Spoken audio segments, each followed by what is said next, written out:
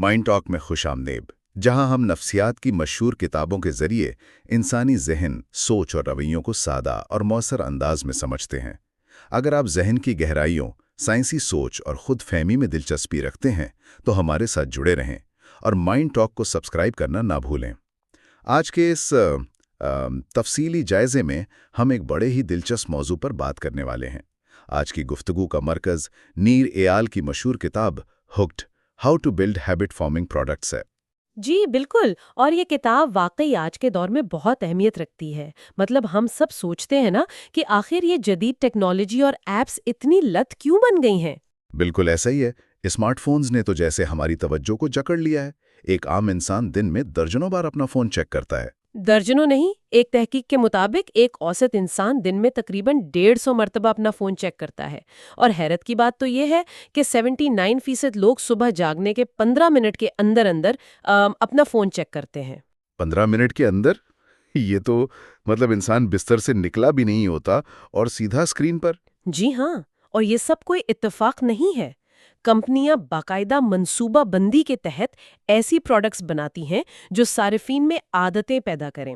کتاب میں اس پورے مرکزی تصور کو دی ہک ماڈل کہا گیا ہے۔ تو گویا یہ ماڈل سکھاتا ہے کہ پروڈکٹس کیسے انسانی رویوں کو، یا یوں کہہ لیں کہ فیصلوں کو کنٹرول کرتی ہیں۔ بالکل، یہ ایک پورا سائنسی عمل ہے جس کے ذریعے وہ ہماری روزمرہ کی زندگی کا حصہ بن جاتے ہیں۔ صحیح۔ تو میں یہاں بتاتا چلوں کہ یہ اس سیریز کا پہلا حصہ ہے، اور اس حصے میں ہم جن ابواب کا احاطہ کریں گے وہ ہیں انٹروڈکشن اور چیپٹر 1 دی ہیبٹ زون۔ تو سب سے پہلے تو یہ سمجھنا ضروری ہے کہ کوگنیٹو سائیکالوجی کی روشنی میں یہ عادت ہوتی کیا ہے۔ دیکھیں، نفسیات کی زبان میں عادات وہ خودکار رویے ہیں جو مخصوص ماحولیاتی اشاروں کے نتیجے میں ظاہر ہوتے ہیں۔ یعنی انسان کو سوچنا نہیں پڑتا، بغیر سوچے سمجھے وہاں محفوظ کر لیتا ہے۔ تاکہ دماغ دوسری چیزوں پر توجہ دے سکے۔ بالکل، اور کیا آپ کو معلوم ہے کہ ہمارے روزمرہ کے تقریباً آدھے کام، جی ہاں 50% تک کام بالکل خودکار انداز میں ہوتے ہیں۔ 50%؟ یہ تو بہت زیادہ ہے۔ مجھے یہاں کتاب کے مصنف کی وہ کہانی یاد آ رہی ہے جب مصنف نے اپنی صبح کی دوڑ کا وقت شام میں تبدیل کیا تھا۔ ہاں، وہ بڑی دلچسپ مثال ہے دماغ کے اس آٹو پائلٹ نظام کو سمجھنے کے لیے۔ جی، تو مصنف کی عادت تھی صبح دوڑنے کی۔ ایک دن وہ کسی وجہ سے شام کو دوڑنے نکلے۔ راستے میں ایک پڑوسن نظر آئیں تو مصنف نے اندھیرے میں ہی انہیں اونچی آواز میں گڈ مارننگ کہہ دیا۔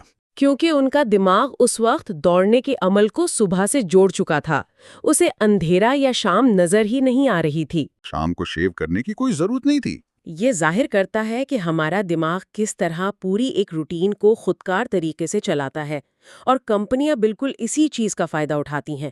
ان کا اصول ہے فرسٹ ٹو مائنڈ ونز، یعنی جو کمپنی ذہن میں سب سے پہلے آتی ہے وہی کامیاب ہوتی ہے۔ جیسے تھوڑی سی بوریت محسوس ہوئی تو فوراً ٹویٹر کھول لیا۔ بالکل، یا اگر تھوڑا سا اکیلا پن محسوس ہوا تو بنا سوچے سمجھے فیس بک سکرول کرنا شروع کر دیا۔ صحیح۔ تو اب ہم چیپٹر 1 دی ہیبٹ زون کی طرف آتے ہیں۔ ایک سوال ذہن میں آتا ہے کہ کیا تمام کمپنیوں کو عادات بنانے کی ضرورت ہوتی ہے؟ نہیں، بالکل نہیں۔ مثال کے طور پر لائف انشورنس لے لیں۔ کوئی شخص روزانہ لائف انشورنس تو نہیں خریدتا نا، لیکن جو ٹیکنالوجی اور روزمرہ کی پروڈکٹس ہیں ان کی بقا کا انحصار ہی اس بات پر ہے کہ وہ لوگوں کے معمولات کا حصہ بن جائیں۔ مطلب ٹیکنالوجی کمپنیوں کے لیے یہ زندگی اور موت کا مسئلہ ہے۔ اس کے کاروباری فوائد کیا ہیں؟ میں نے کتاب میں 4 اہم فوائد پڑھے ہیں، جن میں پہلا ہے increasing customer life time value. جی، کسٹمر لائف ٹائم ویلیو یا CLTV کا مطلب ہے کہ ایک صارف کسی کمپنی کے ساتھ جڑے رہنے کے دوران کل کتنا منافع دیتا ہے۔ جب کسی کو عادت پڑ جائے تو وہ زندگی بھر منافع دیتا ہے۔ جیسے کریڈٹ کارڈ کمپنیاں کرتی ہیں، وہ نئے گاہکوں کو لانے پر، مطلب انہیں ایئر لائن مائلز اور بونس دینے پر بہت پیسہ بہاتی ہیں۔ بالکل، انہیں معلوم ہوتا ہے کہ اگر ایک بار صارف کو ان کا کارڈ استعمال کرنے کی عادت پڑ گئی تو وہ طویل عرصے تک منافع دے گا، جو شروع کے خرچ سے کہیں زیادہ ہوگا۔ زبردست۔ دوسرا فائدہ ہے پرائسنگ فلیکسیبلٹی، یعنی قیمتوں کے تعین میں لچک۔ یہ وارن بفیٹ کے حوالے سے بڑا دلچسپ نکتہ تھا۔ وارن بفیٹ کا ماننا ہے کہ اگر کوئی کمپنی اپنی قیمتیں بڑھا سکے اور گاہک پھر بھی اسے نہ چھوڑیں تو وہ ایک زبردست کمپنی ہے۔ عادات کمپنیوں کو بالکل یہی آزادی دیتی ہیں۔ اس کی مثال وہ ویڈیو گیم کینڈی کرش والی ہے نا؟ جی، کینڈی کرش ہو یا ایور نوٹ جیسی ایپ، یہ شروع میں بالکل مفت ہوتی ہیں۔ لوگ انہیں استعمال کرتے ہیں، انہیں عادت پڑ جاتی ہے۔ اور پھر جب عادت پختہ ہو جاتی ہے تو وہ خوشی خوشی پریمیم فیچرز یا ان ورچوئل چیزوں کے لیے پیسے دینے لگتے ہیں۔ بالکل ایسا ہی ہے۔ تیسرا فائدہ ہے فاسٹر گروتھ یا تیز رفتار ترقی۔ جب صارفین کسی پروڈکٹ کے عادی ہو جاتے ہیں تو وہ برانڈ ایونجلسٹ بن جاتے ہیں، یعنی وہ خود دوسروں کو اس کی دعوت دیتے ہیں۔ یہاں وہ وائرل سائیکل ٹائم والا تصور آتا ہے۔ میں نے پڑھا تھا کہ فیس بک نے اسی وجہ سے مائی اسپیس کو ہرایا تھا، حالانکہ فیس بک بعد میں آیا تھا۔ جی بالکل، فیس بک کے صارفین کا انگیجمنٹ ریٹ بہت زیادہ تھا۔ لوگ روزانہ لاگ ان کرتے تھے، دوستوں کو ٹیگ کرتے تھے، جس سے ان کا وائرل سائیکل ٹائم بہت چھوٹا ہو گیا اور وہ تیزی سے پھیل گئے۔ صحیح۔ اور چوتھا فائدہ ہے شارپننگ دا کمپٹیٹو ایج، یعنی کامیابی کے لیے مقابلہ۔ لیکن یہاں ایک بات حیران کن تھی کہ محض ایک تھوڑی سی بہتر پروڈکٹ بنانا کافی نہیں ہوتا۔ جی، ریسرچ بتاتی ہے کہ اگر آپ چاہتے ہیں کہ لوگ پرانی چیز چھوڑ کر آپ کی نئی پروڈکٹ استعمال کریں تو اس نئی پروڈکٹ کو 9 گنا زیادہ بہتر ہونا چاہیے۔ 9 گنا؟ یہ تو بہت بڑا فرق ہے۔ ایسا کیوں ہے؟ کیونکہ انسان پرانی عادت ختم نہیں کرنا چاہتا۔ دماغ کے لیے نئی چیز سیکھنا بہت مشکل ہوتا ہے۔ کی بورڈ والی مثال یہاں بالکل فٹ بیٹھتی ہے۔ وہ جو QWERTY کی بورڈ ہم آج تک استعمال کرتے ہیں، یہ تو پرانے ٹائپ رائٹرز کے لیے بنا تھا تاکہ رفتار سست ہو سکے۔ بالکل، اور بعد میں ایک نیا بہت بہتر کی بورڈ آیا، ڈوریک کی بورڈ، جس سے ٹائپنگ تیز ہو سکتی تھی، لیکن وہ ناکام ہو گیا۔ صرف اس لیے کہ لوگوں کی ٹائپنگ کی پرانی عادت بدلنا بہت مشکل تھا۔ جی، پرانی عادتیں نئی عادتوں کی سب سے بڑی دشمن ہوتی ہیں، تو اس سے بچنے کے لیے کمپنیوں کو دی ہیبٹ زون میں آنا پڑتا ہے۔ اور یہ ہیبٹ زون کا گراف کیا بتاتا ہے؟ اس میں 2 چیزوں کا ذکر تھا، فریکوینسی اور پرسیوڈ یوٹیلیٹی۔ جی، فریکوینسی یعنی کام کتنی بار کیا جاتا ہے، اور پرسیوڈ یوٹیلیٹی یعنی صارف کے نزدیک وہ کام کتنا مفید ہے۔ کسی بھی پروڈکٹ کو عادت بننے کے لیے ان دونوں میں سے کسی ایک کا بہت زیادہ ہونا ضروری ہے۔ جیسے گوگل کا استعمال ہم بہت زیادہ کرتے ہیں، دن میں کئی بار، تو اس کی فریکوینسی بہت زیادہ ہے۔ اور دوسری طرف Amazon ہے، جس کا استعمال شاید کم ہوتا ہو، یعنی فریکوینسی کم ہے، لیکن اس کی افادیت یا یوٹیلیٹی اتنی زیادہ ہے کہ وہ پھر بھی عادت بن جاتا ہے۔ اب میں آپ سے ایک بڑا دلچسپ سوال پوچھتا ہوں۔ سلیکن ویلی میں اکثر سرمایہ کار پوچھتے ہیں کہ کیا آپ کی پروڈکٹ وائٹامن ہے یا پین کلر؟ وائٹامن مطلب جو ذرا اچھا لگتا ہے لیکن ضروری نہیں ہوتا، اور پین کلر یعنی جو درد ختم کرے، جس کی شدید ضرورت ہو۔ جی، یہ ایک بہت مشہور بحث ہے۔ تو یہ جو فیس بک یا انسٹاگرام جیسی ایپس ہیں، یہ پین کلرز ہیں یا وائٹامنز؟ کیونکہ شروع میں تو کسی کو ان کی کوئی شدید ضرورت محسوس نہیں ہوتی تھی۔ یہ ایک زبردست تجزیہ ہے۔ مصنف کہتے ہیں کہ یہ پروڈکٹس شروع میں ایک وائٹامن کے طور پر ہی ہماری زندگی میں آتی ہیں، ایک نائس ٹو ہیو چیز بن کر۔ تو پھر یہ پین کلر کیسے بن جاتی ہیں؟ جب ہمیں ان کی عادت ہو جاتی ہے۔ دراصل انسان کے اندر کچھ نفسیاتی الجھنیں ہوتی ہیں، جیسے بوریت کے کھجلی سی محسوس ہونا یا تنہائی کا احساس۔ اوہ، تو یہ ایپس اس نفسیاتی درد کو ختم کرنے کے لیے پین کلر کا کام کرتی ہیں؟ بالکل، جب یہ عادت بن جاتی ہیں تو ان کے بغیر بے چینی ہونے لگتی ہے، تب یہ مسٹ ہیو پین کلر بن چکی ہوتی ہیں۔ یہ تو بہت ہی گہری بات ہے۔ مطلب وہ چیزیں جو کبھی محض تفریح کی، آج ہماری ضرورت بن چکی ہیں۔ جی، اور گفتگو کو سمیٹتے ہوئے میں سننے والوں کے لیے ایک گہرا سوال چھوڑنا چاہوں گی۔ آج کے اس تفصیلی جائزے سے یہ بات تو واضح ہو گئی کہ ہماری عادات باقاعدہ مینوفیکچر کی جا سکتی ہیں۔ بالکل۔ لیکن سوچنے کی بات یہ ہے کہ اگر ہماری پسند، ہماری عادات اور ہمارے روزمرہ کے فیصلے کمپنیوں کے منافع کو بڑھانے کے لیے ڈیزائن کیے جا رہے ہیں، تو ہماری زندگی کے کتنے فیصلے واقعی ہمارے اپنے ہیں؟ اپنے ارد گرد غور کریں کہ وہ کون سی چیز ہے جو آپ کی زندگی میں وٹامن بن کر آئی تھی اور اب پین کلر بن چکی ہے۔ اگلے حصے میں ہم کتاب کے سب سے اہم تصور یعنی ہک ماڈل کے پہلے مرحلے ٹریگر کو سمجھیں گے اور دیکھیں گے کہ کس طرح بیرونی اور اندرونی محرکات انسان کے رویوں کو متاثر کرتے ہیں۔ اور آج کی اس بات چیت کا جو ہمارا اصل مشن ہے وہ نیرر ایال کی بہت ہی مشہور کتاب hooked how to build habit forming products کے مواد کا تفصیلی جائزہ لینا ہے۔ ہاں، مطلب یہ کتاب اس بات کی نشاندہی کرتی ہے کہ کیسے یہ ڈیجیٹل پروڈکٹس اور ایپس وغیرہ ہماری نفسیات کے ساتھ مل کر ہماری روزمرہ کی عادتیں بناتی ہیں۔ اس کی اہمیت اس لیے بھی بہت زیادہ ہے کیونکہ یہ صرف ٹیک کمپنیز کے کام کرنے کا طریقہ نہیں بتاتی، بالکل بلکہ یہ ان پیچیدہ پہلوؤں کو کھولتی ہے جن کے تحت انسان اپنے روزمرہ کے فیصلے کر رہا ہوتا ہے۔ صحیح کہا آپ نے، لیکن آگے بڑھنے سے پہلے تھوڑا سا پچھلے حصے کا ایک مختصر خلاصہ کرنا ضروری ہے، کیونکہ پچھلی نشست میں ہم نے عادت یا ہیبٹ کے تصور پر کافی بات کی تھی۔ ہاں، وہ ہیبٹ زون والی بات۔ جی بالکل، کہ کیسے کمپنیز اپنی پروڈکٹس کو انسان کے ہیبٹ زون میں داخل کرتی ہیں۔ وہاں دو بنیادی باتیں سامنے آئی تھیں، وٹامن اور پین کلر کی۔ وہ واقعی بڑا دلچسپ حصہ تھا جہاں ہم نے دیکھا کہ ایک نئی پروڈکٹ شروع میں صرف ایک وائٹامن کی طرح آتی ہے، یعنی اس کا استعمال کرنا نہ کرنا انسان کی مرضی پر ڈیپینڈ کرتا ہے۔ ہاں، اور اس کے نہ ہونے سے کوئی خاص فرق بھی نہیں پڑتا، لیکن مسلسل استعمال کے بعد وہی پروڈکٹ ایک پین کلر بن جاتی ہے، یعنی ایک ایسی ضرورت جس سے دوری ذہن میں ایک عجیب سی بے چینی پیدا کرتی ہے۔ اور یہی وائٹامن سے پین کلر تک کا سفر کسی بھی پروڈکٹ کی کامیابی کی اصل دلیل ہے۔ جب تک کوئی سروس صرف ایک سہولت ہے، لوگ اس کے عادی نہیں ہوتے۔ صحیح۔ لیکن جب وہ کسی ذہنی الجھن کا فوری علاج بن جائے تو وہ ہمارے معمولات میں اپنی جگہ پکی کر لیتی ہے۔ بالکل، اور اسی بنیاد پر ہم آج آگے بڑھیں گے۔ تو میں یہاں واضح کرتی چلوں کہ یہ اس سیریز کا دوسرا حصہ ہے، اور آج کا ہمارا سارا ایجنڈا کتاب کے دوسرے باب پر مرکوز ہے، جسے ٹریگر کہا جاتا ہے۔ ٹریگر یعنی کسی بھی عادت کا سب سے پہلا قدم۔ آج ہم اس ہک ماڈل کے اس پہلے مرحلے کو بڑی باریک بینی سے دیکھیں گے، تاکہ یہ سمجھ آ سکے کہ کسی بھی عادت کا بیج ذہن میں اصل میں بویا کیسے جاتا ہے۔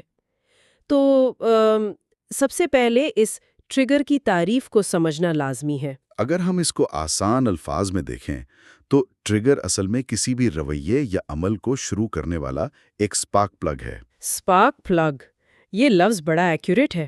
ہاں، کیونکہ یہ وہ پہلا اشارہ ہے جو اعصابی نظام کو کہتا ہے کہ بھائی اب کچھ کرنا ہے۔ اس کے بغیر عادت کے بننے کا عمل شروع ہی نہیں ہو سکتا۔ بالکل، اور اس تصور کو واضح کرنے کے لیے کتاب میں فطرت کی ایک بڑی پیاری مثال دی گئی ہے، سیپ اور موتی والی مثال۔ ہاں، وہ آئسٹر اور پرل والی مثال بہت شاندار ہے۔ میں بتا رہی تھی کہ سمندر کی تہ میں جو سیپ ہوتا ہے، جب اس کے اندر ریت کا کوئی معمولی سا ذرہ داخل ہو جاتا ہے تو وہ اس کے نظام کو ایک عجیب سی چبھن دیتا ہے۔ ایک تکلیف سی محسوس ہوتی ہے اس کو۔ جی، اور اس چبھن سے بچنے کے لیے سیپ ایک دفاعی نظام شروع کرتا ہے۔ وہ اس ذرے پر ایک نرم کھول چڑھانا شروع کر دیتا ہے جسے نیکرے کہتے ہیں۔ اور پھر وقت کے ساتھ ساتھ وہ کھول طے در طے اس ذرے کو ڈھانپ لیتا ہے اور وہ تکلیف دہ ذرہ ایک قیمتی موتی بن جاتا ہے۔ یہی وہ پوائنٹ ہے جہاں ہم سمجھ سکتے ہیں کہ ریت کا وہ ذرہ اصل میں ٹریگر تھا جس نے سیپ کو ایک عمل بار بار دہرانے پر مجبور کیا۔ اگر وہ ذرہ اندر نہ جاتا تو وہ موتی بننے کا عمل کبھی شروع ہی نہ ہوتا۔ بالکل اسی طرح ٹریگرز ہمارے ذہن کے لیے اسی ریت کے ذرے کا کام کرتے ہیں۔ جب تک دماغ کو کوئی اشارہ نہیں ملتا، اس کو پتہ ہی نہیں چلتا کہ اگلا قدم کیا ہونا چاہیے۔ اور اس بارے میں کتاب میں ٹریگرز کی دو واضح اقسام بتائی گئی ہیں، ایکسٹرنل ٹریگرز اور انٹرنل ٹریگرز۔ تو پہلے ایکسٹرنل ٹریگرز یعنی بیرونی ٹریگرز پر بات کرتے ہیں۔ یہ وہ اشارے ہیں جو ہمارے ارد گرد کے ماحول میں موجود ہوتے ہیں۔ ہاں، ان میں خاص بات یہ ہوتی ہے کہ ان میں معلومات چھپی ہوتی ہیں، یعنی یہ خود بتاتے ہیں کہ کرنا کیا ہے، سوچنے کی ضرورت نہیں پڑتی۔ بالکل، اور ان کی کامیابی اس بات پر ہے کہ یہ ہماری توجہ کتنی جلدی کھینچ سکتے ہیں۔ کتاب میں اس کی ایک بڑی اچھی مثال ہے، mint.com کی اکاؤنٹ الرٹ ای میل کی۔ ہاں، وہ ای میل جس میں کوئی لمبی چوڑی تفصیل نہیں ہوتی۔ ایگزیکٹلی، اس میں صرف ایک بڑا سا واضح بٹن ہوتا ہے جس پر لکھا ہوتا ہے log in two minute. Log in two minute, بس بات ختم۔ ہاں، اور یہ ایک اتنا طاقتور بیرونی ٹریگر ہے جو پریکٹیکلی یوزر کو بتا رہا ہے کہ بھائی اس وقت اور کچھ مت سوچو، بس یہاں کلک کرو۔ یہ پوائنٹ سننے والوں کے لیے بڑا دلچسپ ہے، کیونکہ یہ اس بات کی وضاحت کرتا ہے کہ ہمارے فون کی اسکرین پر جو ایپ آئکنز ہیں یا نوٹیفیکیشنز ہیں وہ صرف خوبصورت گرافکس نہیں ہے۔ نہیں، بالکل نہیں، وہ تو سوچے سمجھے ایکسٹرنل ٹریگرز ہیں۔ ایک لال رنگ کا نوٹیفیکیشن بیج یا کوئی خاص لنک، ان کا مقصد ہی صرف یہ ہے کہ کسی طرح آپ کا دھیان کھینچیں اور آپ کو کلک کرنے پر مجبور کریں۔ اور صرف ڈیجیٹل دنیا میں ہی نہیں، مادی دنیا میں بھی اس کی بڑی مثالیں ہیں، جیسے وہ کوکا کولا کی وینڈنگ مشین والی مثال۔ ہاں، وہ وینڈنگ مشین جس پر ایک مسکراتے ہوئے شخص کی تصویر لگی ہوتی ہے اور وہاں بڑا سا لکھا ہوتا ہے پیاسے ہو۔ پیاسے ہو، یہ سوال اپنے آپ میں ایک ٹریگر ہے۔ بالکل، یہ صرف ایک اشتہار تھوڑی ہے، یہ تو دماغ کو دیا جانے والا ایک واضح اشارہ ہے۔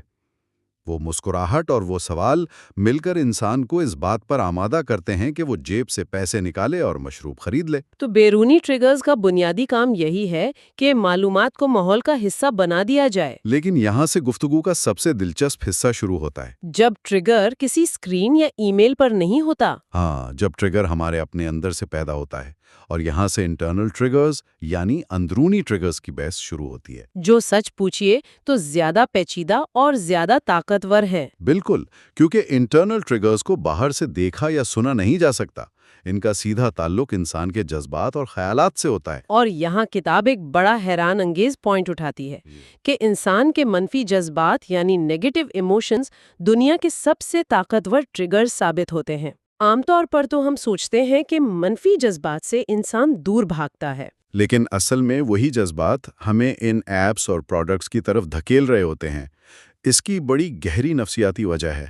مثال کے طور پر بوریت یا بورڈم کو لے لیں۔ ہاں، بورڈم۔ ہمارا دماغ بورڈم کو ایک خطرے کی طرح لیتا ہے اور فوری طور پر کسی سرگرمی کی تلاش شروع کر دیتا ہے۔ اسی طرح تنہائی یا لونلینس ایک شیڈڈ نفسیاتی دباؤ پیدا کرتی ہے۔ اور اس کے علاوہ تجسس اور بے یقینی کے احساسات یا پھر دن بھر کے کاموں سے جو سٹریس یا فرسٹریشن پیدا ہوتی ہے۔ بالکل، یہ سب احساسات ہمارے اعصابی نظام میں ایک ہلکی سی چبھن پیدا کرتے ہیں۔ دماغ اس تکلیف کو زیادہ دیر برداشت نہیں کر سکتا۔ یہی وہ ریت کا ذرہ ہے جو سیپ کے اندر چلا گیا تھا، جس کی مثال ہم نے شروع میں دی۔ 100%۔ اور دماغ فوراً اس چبھن سے نجات پانے کا کوئی آسان سا راستہ ڈھونڈنا شروع کر دیتا ہے۔ اس چیز کو پریکٹیکلی سمجھنے کے لیے ایک کتاب میں اسٹینفورڈ یونیورسٹی کی ایک طالبہ ین کی مثال دی گئی ہے، جو بظاہر بڑی عام سی مصروف زندگی گزار رہی ہے، لیکن لاشعوری طور پر انسٹاگرام کی عادی ہو چکی ہے۔ ہاں، اور جب اس کی اس عادت کا جائزہ لیا گیا تو پتہ چلا کہ اس کی واپسی کا ٹریگر کوئی نوٹیفیکیشن یا ای میل نہیں تھا، بلکہ اس کا ایک اپنا اندر کا خوف تھا، جسے ہم آج کل فومو کہتے ہیں، فیئر آف مسنگ آؤٹ۔ یہ فیئر آف مسنگ آؤٹ ایک ماڈرن نفسیاتی حقیقت بن چکا ہے۔ اور ین کے کیس میں جب بھی وہ کوئی خوبصورت منظر دیکھتی تو اس کے اندر یہ خوف ایک مائکرو سٹریسر بن کر ابھرتا کہ کہیں یہ لمحہ ہمیشہ کے لیے ضائع نہ ہو جائے۔ اور اس دباؤ سے بچنے کے لیے وہ کیا کرتی تھی؟ بنا سوچے سمجھے اپنا فون نکالتی تھی اور اس منظر کو انسٹاگرام پر قید کر لیتی تھی۔ ہیبٹ بن گیا، جس کا بنیادی مقصد صرف اس منفی احساس سے بچنا تھا۔ یہ تجزیہ اس بات کو بالکل کھول کر سامنے رکھ دیتا ہے کہ لوگ اکثر کوئی ایپ اپنی مرضی سے نہیں کھولتے، بلکہ اپنے اندر کی کسی تکلیف سے بچنے کے لیے ایز اے پین کلر اس کو یوز کرتے ہیں۔ تو سوال یہ پیدا ہوتا ہے کہ آخر یہ ٹیک کمپنیز ہماری اس جذباتی کمزوری کو اپنی پروڈکٹس کے ساتھ اتنی مضبوطی سے جوڑتی کیسے ہیں؟ اصل مہارت تو یہی ہے، ان کا ڈیزائن اور یوزر ایکسپیرینس اس طرح بنایا جاتا ہے کہ وہ ان انٹرنل ایموشنز کا ایک نیچرل جواب بن جاتے ہیں۔ سوشل میڈیا اس کی سب سے بڑی مثال ہے۔ ہاں، جب بھی ہلکی سی بوریت محسوس ہوتی ہے یا دن میں کسی بھی وقت تنہائی لگتی ہے تو ہم کیا کرتے ہیں؟ بنا سوچے سمجھے ہاتھ فون پر جاتا ہے، فیس بک یا ٹویٹر کھل جاتا ہے۔ کوئی کانشیسلی یہ تو نہیں سوچتا نا کہ اچھا مجھے اب تنہائی محسوس ہو رہی ہے تو آؤ میں سوشل میڈیا چیک کر لوں۔ نہیں، یہ بالکل لاشعوری عمل ہو چکا ہے۔ اور یہ آٹومیٹیکلی اس لیے ہوتا ہے کیونکہ دماغ نے اس تکلیف کے لیے ان ایپس کو ایک پین کلر تسلیم کر لیا ہے۔ دماغ کو اب پتا ہے کہ جیسے ہی بوریت آئے گی یہ ایپ کھولنے سے فوراً آرام مل جائے گا۔ لیکن ظاہر ہے یہ راتوں رات تو نہیں ہوا ہوگا، اس کے پیچھے ایک پورا پروسیس ہے جسے ریپیٹڈ ایکسپوجر کہا جاتا ہے۔ بالکل، اس کی شروعات ہمیشہ ایک ایکسٹرنل ٹریگر سے ہوتی ہے۔ شروع میں یوزر کے اندر کوئی انٹرنل ٹریگر نہیں ہوتا، وہ بس کسی نوٹیفیکیشن یا دوست کے بھیجے ہوئے لنک پر کلک کرتا ہے۔ وہاں اس کو کچھ ایسا ملتا ہے جو اس کی بوریت کو کم کرتا ہے، اس کو تھوڑی خوشی ملتی ہے۔ پھر تناتن اگلا قدم آتا ہے، جب وہ دوبارہ بور ہوتا ہے ایک اور نوٹیفیکیشن آتا ہے، اور جب یہ عمل بار بار دہرایا جاتا ہے تو دماغ کے اندر نئے نیورل پاتھ ویز بنتے ہیں۔ یعنی دماغ درد اور اس کی دوا کے درمیان ایک مضبوط رشتہ بنا لیتا ہے۔ ہم نے سیکھ لیا ہے کہ دنیا کے بارے میں جاننا ہے تو گوگل ہے، بوریت ہے تو شارٹ ویڈیوز ہیں۔ اور جب یہ تعلق پوری طرح بن جاتا ہے تو ایکسٹرنل ٹریگرز کی ضرورت ہی ختم ہو جاتی ہے۔ صحیح، پھر کسی نوٹیفیکیشن کی ضرورت ہی نہیں رہتی۔ ہمارے اپنے اندر کے احساسات ہی کافی ہوتے ہیں بیہیویئر کو ٹریگر کرنے کے لیے۔ ہلکی سی اکتاہٹ ہوئی اور ایپ کھل گئی۔ یہاں آ کے عادت پکی ہو جاتی ہے۔ ان ساری باتوں پر غور کرنے کے بعد یہ چیز سمجھنا مشکل نہیں ہے کہ ہم سب کے لیے یہ جاننا اتنا ضروری کیوں ہے۔ اہمیت تو اس کی بہت زیادہ ہے۔ جب ہمیں یہ پتہ چلتا ہے کہ ہمارے روزمرہ کے چھوٹے چھوٹے کاموں کے پیچھے ایک پورا ڈیزائن موجود ہے تو ہم اپنے ہی رویوں پر نئے سرے سے غور کر سکتے ہیں اور ان پروڈکٹس کے غیر ضروری استعمال کو تھوڑا کنٹرول کر سکتے ہیں۔ اور یہاں میں ایک بہت ہی گہری بات ایڈ کرنا چاہتا ہوں۔ اگر ہم اس کو تھوڑا بڑے کینوس پر دیکھیں، صرف ایپس یا فون سے باہر نکل کر، ہاں، یہ بڑا سوچنے والا پوائنٹ ہے۔ اگر یہ ڈیجیٹل دنیا کی پروڈکٹس ہمارے جذباتی درد، ہماری تنہائی اور انسیکیورٹی کو اتنی آسانی سے عادت میں بدل سکتی ہیں، تو ہماری پریکٹیکل اور سوشل لائف میں ایسی اور کتنی چیزیں ہوں گی واقعی یہ سوچنا ضروری ہے۔ جو ہمارے ڈر یا ہماری خواہشات کو ٹریگر بنا کر ہمارے فیصلے کنٹرول کر رہی ہیں۔ ہمارے ارد گرد کا ماحول، یہ خبریں، یہ نیریٹو کہیں نہ کہیں ہماری سیفٹی کی خواہش یا ایکسیپٹنس کو ٹریگر کرتے ہیں۔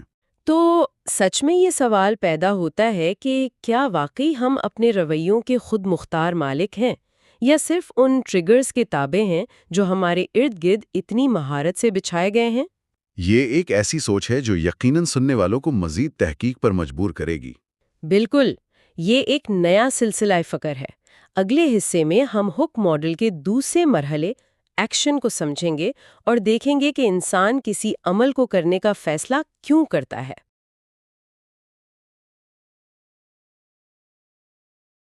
اس تفصیلی جائزے میں خوش آمدید۔ آج کی اس نشست کا محور نر ایال کی مشہور کتاب hooked how to build habit forming products کے نوٹس اور اس سے جڑے ذرائع ہیں۔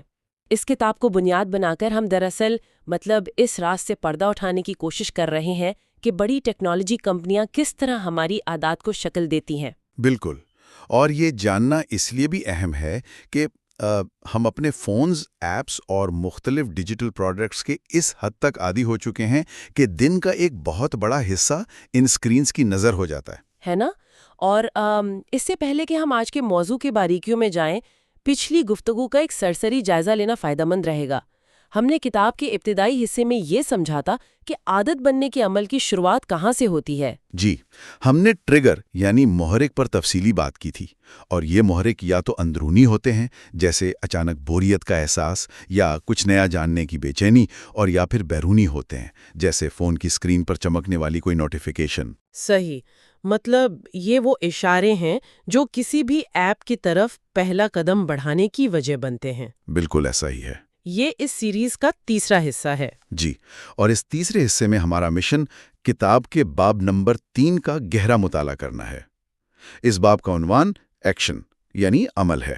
اچھا، تو اب تک ہم نے یہ جان لیا کہ ٹریگر ہمیں اکساتا ہے، لیکن ٹریگر ملنے کے بعد صارف حقیقت میں وہ عملی قدم کیسے اور کیوں اٹھاتا ہے؟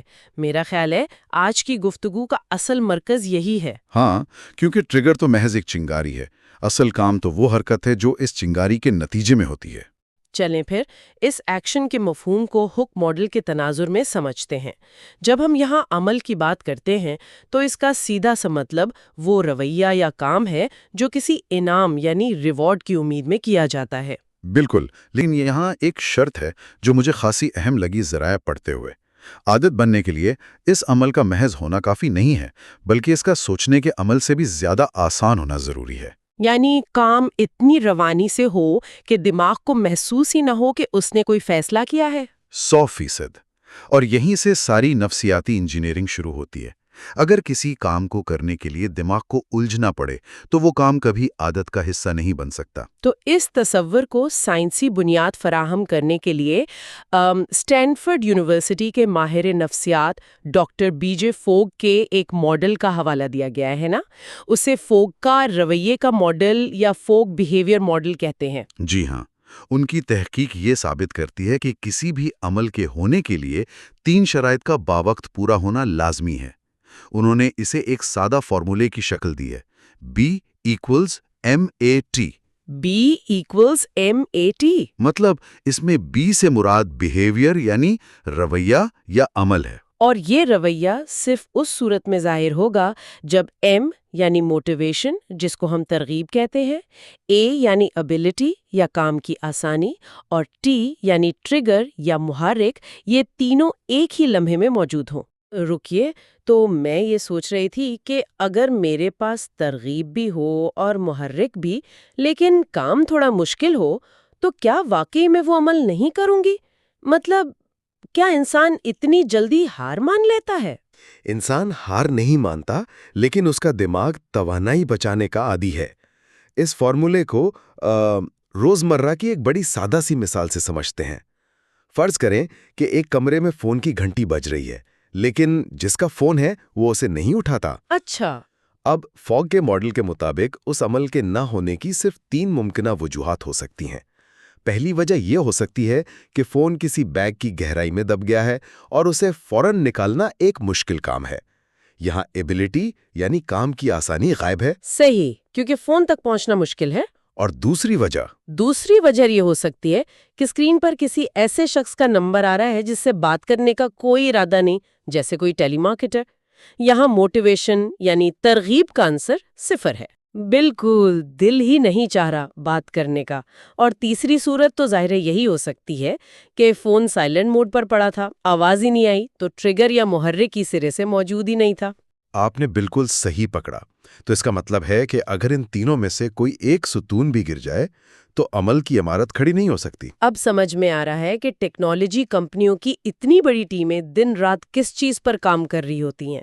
وہ ان تینوں عوامل کو ایک ہی وقت میں صارف کے سامنے پیش کرنے کی کوشش کرتی ہیں۔ بالکل۔ چلیں ان عوامل کو ایک ایک کر کے دیکھتے ہیں۔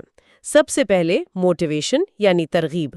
یہ آخر ہے کیا، اور انسان کو کون سی چیزیں حرکت کرنے پر مجبور کرتی ہیں؟ دیکھیں، ترغیب کو آپ وہ ذہنی ایندھن سمجھ سکتے ہیں جو کسی کام کو شروع کرنے کی طاقت دیتا ہے۔ ڈاکٹر فوگ کے مطابق انسانی رویے کے پیچھے بنیادی طور پر 3 طرح کے محرکات کام کرتے ہیں۔ پہلا محرک بہت سادہ ہے۔ انسان خوشی پانا چاہتا ہے اور درد یا تکلیف سے بچنا چاہتا ہے۔ دوسرا محرک یہ ہے کہ انسان امید کی تلاش میں رہتا ہے اور خوف سے دور بھاگتا ہے۔ اور تیسرا محرک سماجی نوعیت کا ہے، یعنی انسان میں سماجی قبولیت حاصل کرنے کی خواہش ہوتی ہے اور وہ تنہا یا تنقید کا نشانہ بننے سے ڈرتا ہے۔ اگر ہم مارکیٹنگ اور اشتہارات کی دنیا پر نظر دوڑائیں تو یہ تینوں محرکات ہر جگہ نظر آتے ہیں۔ مجھے یاد آ رہا ہے کہ 2008 کی امریکی صدارتی مہم میں براک اوباما کا ایک پوسٹر بہت مشہور ہوا تھا، جس پر صرف ایک لفظ ہوپ یعنی امید لکھا تھا۔ ہاں، وہ بہت کلاسک مثال ہے۔ بالکل۔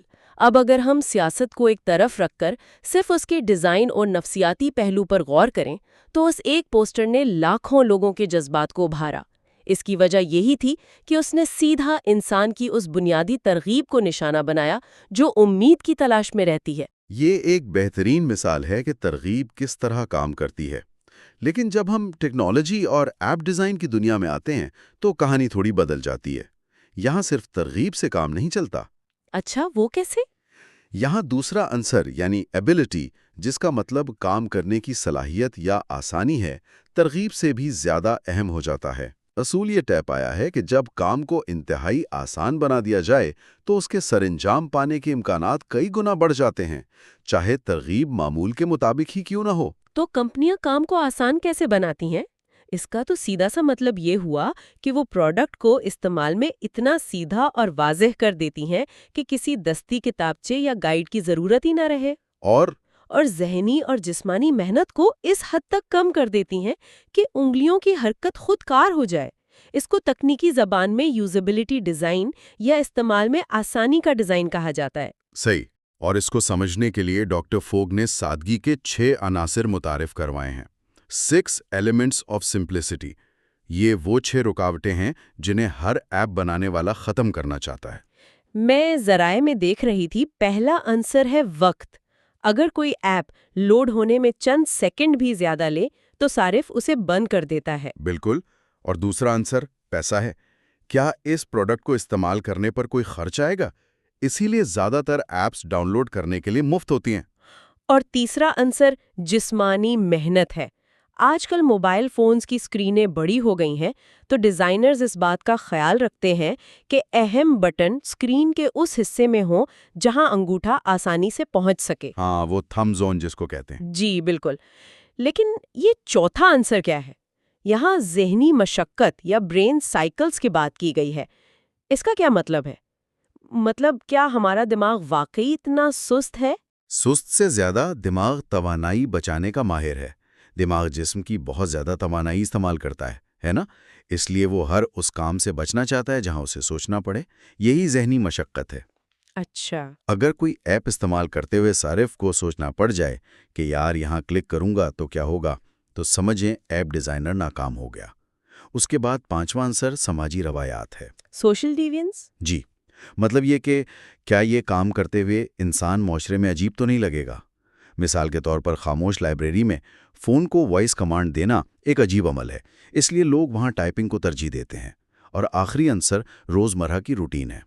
انسان اپنی عادت سے ہٹ کر کوئی نیا کام آسانی سے نہیں اپناتا۔ یہ 6 عناصر واقعی ایک مکمل فریم ورک ہے، اور جو کامیاب کمپنیاں ہیں وہ ان 6 میں سے اس ایک عنصر کو پکڑتی ہیں جس کی اس وقت صارف کے پاس سب سے زیادہ کمی ہو، اور پھر وہ ایسے فیچرز متعارف کرواتی ہیں جو کام کو حیران کن حد تک سادہ بنا دیتے ہیں۔ بالکل۔ جیسے ہم سوشل میڈیا پر روزمرہ کے کاموں کو دیکھتے ہیں، اسکرولنگ، کلکنگ، لائکنگ اور شیئرنگ۔ یہ بظاہر انتہائی معمولی کام لگتے ہیں، لیکن یہ دراصل ان 6 عناصر کو ذہن میں رکھ کر بنائے گئے ہیں۔ لاگ ان کرنے کے عمل کو ہی دیکھ لیں۔ چند سال پہلے تک کسی نئی ویب سائٹ پر جانا ایک امتحان ہوتا تھا۔ نیا اکاؤنٹ بنائیں، اپنا ای میل دیں، ایک ایسا نیا پاسورڈ سوچیں جو پچھلے پاسورڈ سے مختلف بھی ہو اور یاد بھی رہے۔ اور پھر ای میل میں جا کر تصدیقی لنک پر کلک کریں۔ واقعی یہ جسمانی، ذہنی اور وقت کی شدید مشقت تھی۔ ہاں، پھر فیس بک اور گوگل نے دوسری ویب سائٹس پر اپنے ذریعے لاگ ان کرنے کی سہولت دے دی۔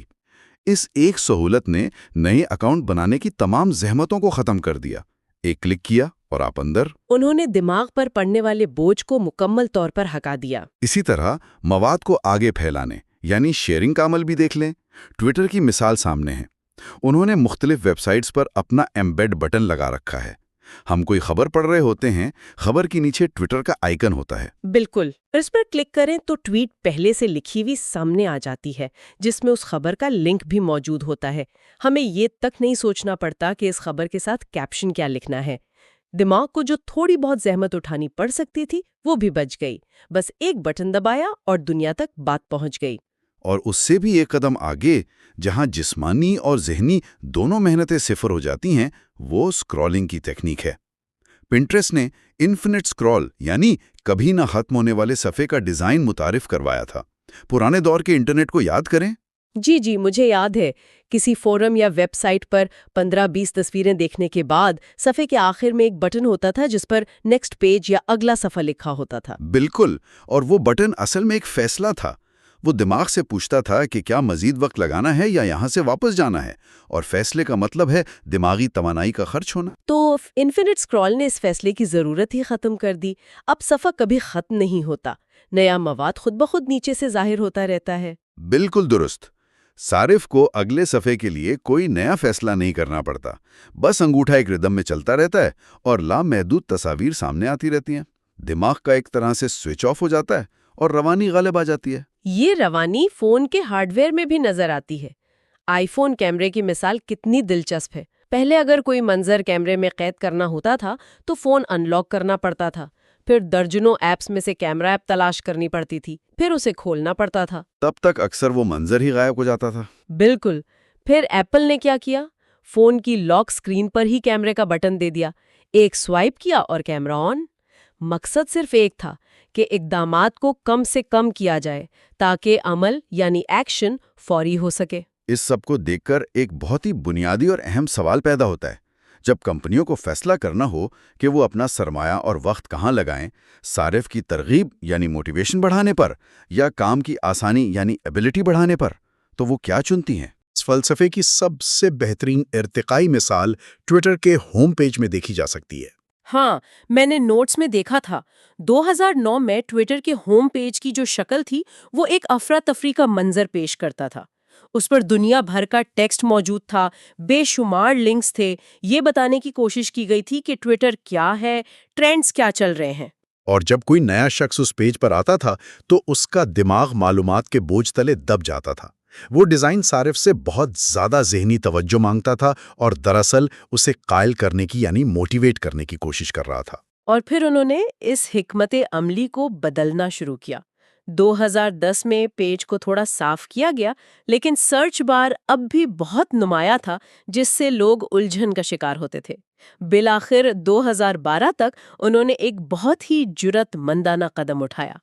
جی، انہوں نے اپنے ہوم پیج سے تمام غیر ضروری تحریریں، لنکس اور ترغیبی پیغامات ہٹا دیے۔ پیج پر صرف ایک تصویر رہ گئی اور دو بہت ہی واضح آپشنز چھوڑے گئے، سائن ان یا سائن اپ۔ کتنا سادہ ہو گیا! مطلب انہوں نے یہ حقیقت تسلیم کر لی کہ نئے آنے والوں کو لمبی چوڑی باتوں سے قائل کرنے کے بجائے ان کے لیے دروازہ اتنا چوڑا اور آسان کر دیا جائے کہ وہ خود اندر آ کے دیکھیں۔ ترغیب کی بجائے پوری توجہ آسانی پر مرکوز کر دی گئی۔ اور یہاں سے ہم اس جائزے کے سب سے گہرے اور نفسیاتی حصے میں داخل ہوتے ہیں۔ یہ وہ اصول ہیں جو انسانی رویے کو پردے کے پیچھے سے کنٹرول کر رہے ہوتے ہیں۔ ابھی ہم نے ذکر کیا کہ دماغ سوچنے سے بھاگتا ہے اور فیصلے کرنے کے لیے شارٹ کٹس ڈھونڈتا ہے۔ نفسیات کی دنیا میں ان ذہنی شارٹ کٹس کو ہیورسٹکس کہا جاتا ہے۔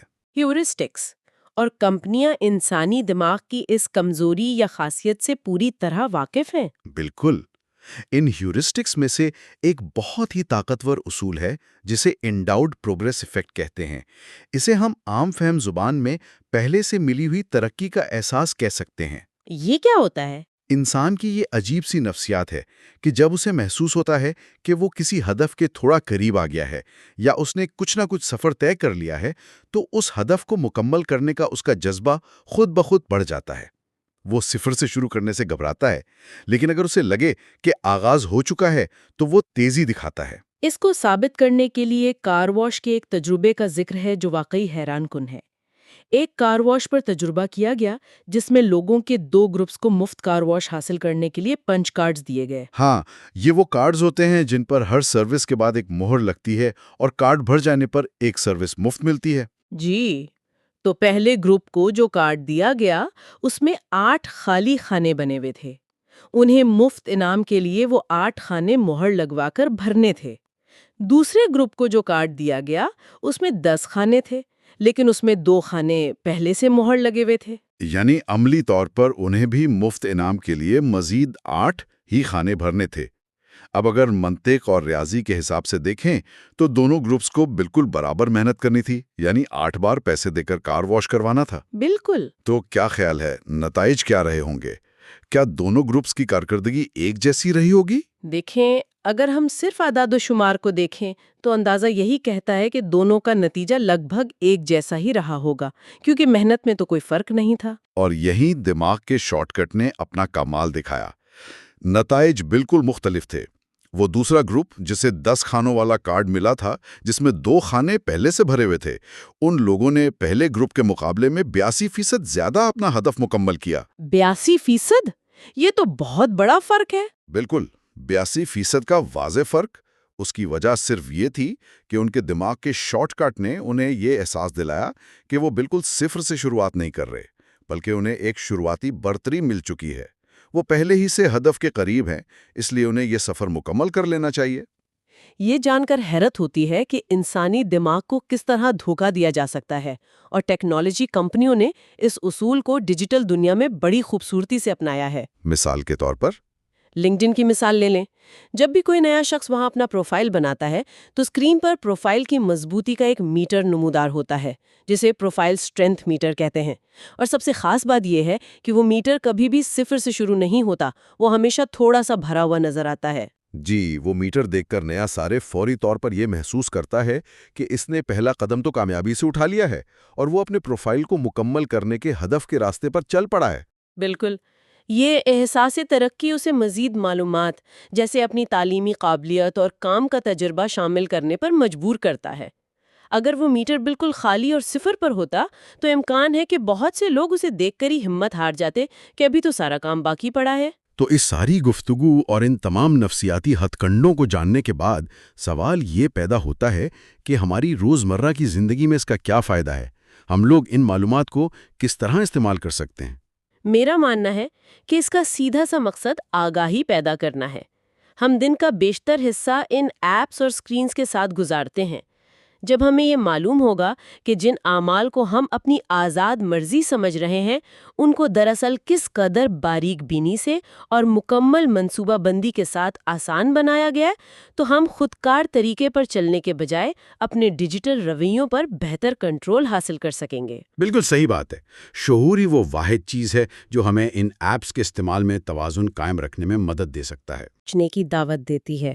اگلی بار جب ہم میں سے کوئی بھی کسی ایپ پر لامحدود اسکرولنگ یا انفینٹ اسکرول کے بھنور میں پھنسا ہو اور انگوٹھا مسلسل اسکرین کو اوپر کی طرف دھکیل رہا ہو، تو ایک لمحے کے لیے خود سے پوچھئے گا، کیا واقعی اس وقت وہ مواد دیکھنا ہماری اپنی خواہش اور ترغیب ہے، یا اس ایپ کے ڈیزائنر نے اس عمل کو چھوڑنا اتنا مشکل اور اسکرول کرتے رہنا اتنا آسان بنا دیا ہے کہ ہمارا دماغ آٹو پائلٹ پر چلا گیا ہے؟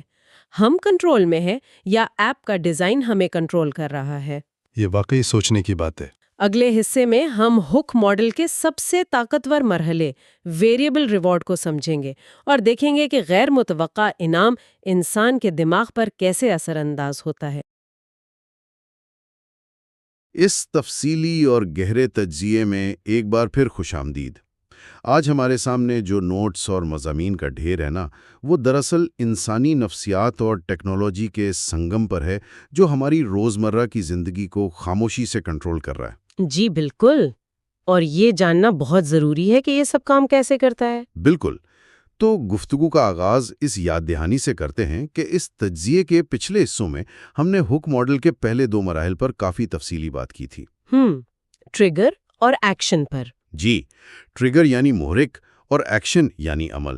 ہم نے دیکھا تھا کہ کس طرح کوئی بیرونی نوٹیفیکیشن یا ہمارا اپنا اندرونی احساس ہمیں کوئی انتہائی آسان سا عمل کرنے پر آمادہ کرتا ہے. اور یہیں سے عادتیں بننا شروع ہوتی ہیں. بالکل. اور یہ واضح کرنا ضروری ہے کہ یہ سیریز کا چوتھا حصہ ہے. اور آج کا ہمارا جو مشن ہے نا، وہ واقعی بہت خاص اور تھوڑا سنسنی خیز بھی ہے. سنسنی خیز کیسے؟ کیونکہ آج ہم کتاب کے چوتھے باب پر بات کرنے والے ہیں جسے مصنف نے ویریبل ریوارڈ یعنی متغیر انعام کا نام دیا ہے. اچھا، متغیر انعام یعنی جب صارف کوئی عمل کر لیتا ہے، ایپ کھول لیتا ہے، تو اسے انعام کے طور پر کیا ملتا ہے؟ بالکل. اور اہم بات یہ ہے کہ یہ انعام کس طرح اس کی توجہ کو ایک لمبے عرصے تک جکڑ کر رکھتا ہے. یہ اس پورے ماڈل کا شاید سب سے زیادہ نفسیاتی اور پراسرار مرحلہ ہے. پراسرار؟ وہ کیوں؟ دیکھیں، عمل تو ہو گیا نا، صارف نے بٹن دبا دیا، لیکن اس کے بعد وہ کیا چیز ہے جو اسے وہاں روکے رکھتی ہے، اسے واپس لاتی ہے؟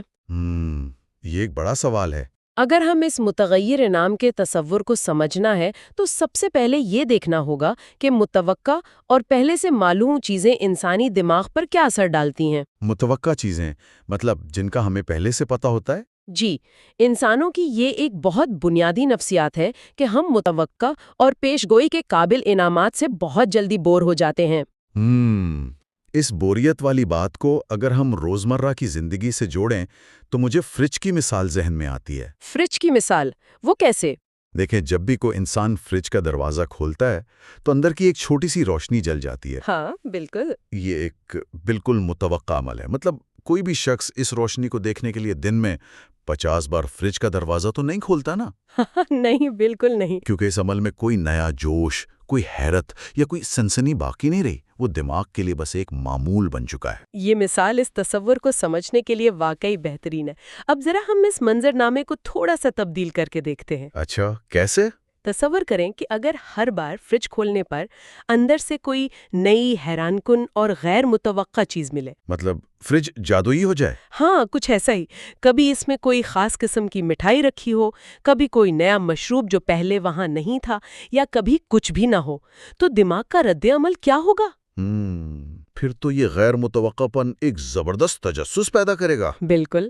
پھر تو انسان دن میں کئی بار فریج کا دروازہ محض یہ دیکھنے کے لیے کھولے گا کہ اب کیا نیا نمودار ہوتا ہے۔ صحیح، یعنی غیر یقینی صورتحال ہمیں کھینچتی ہے۔ جی، مصنف نے اس بات کو سمجھانے کے لیے کتاب میں ایک بہت ہی دلچسپ مثال دی ہے۔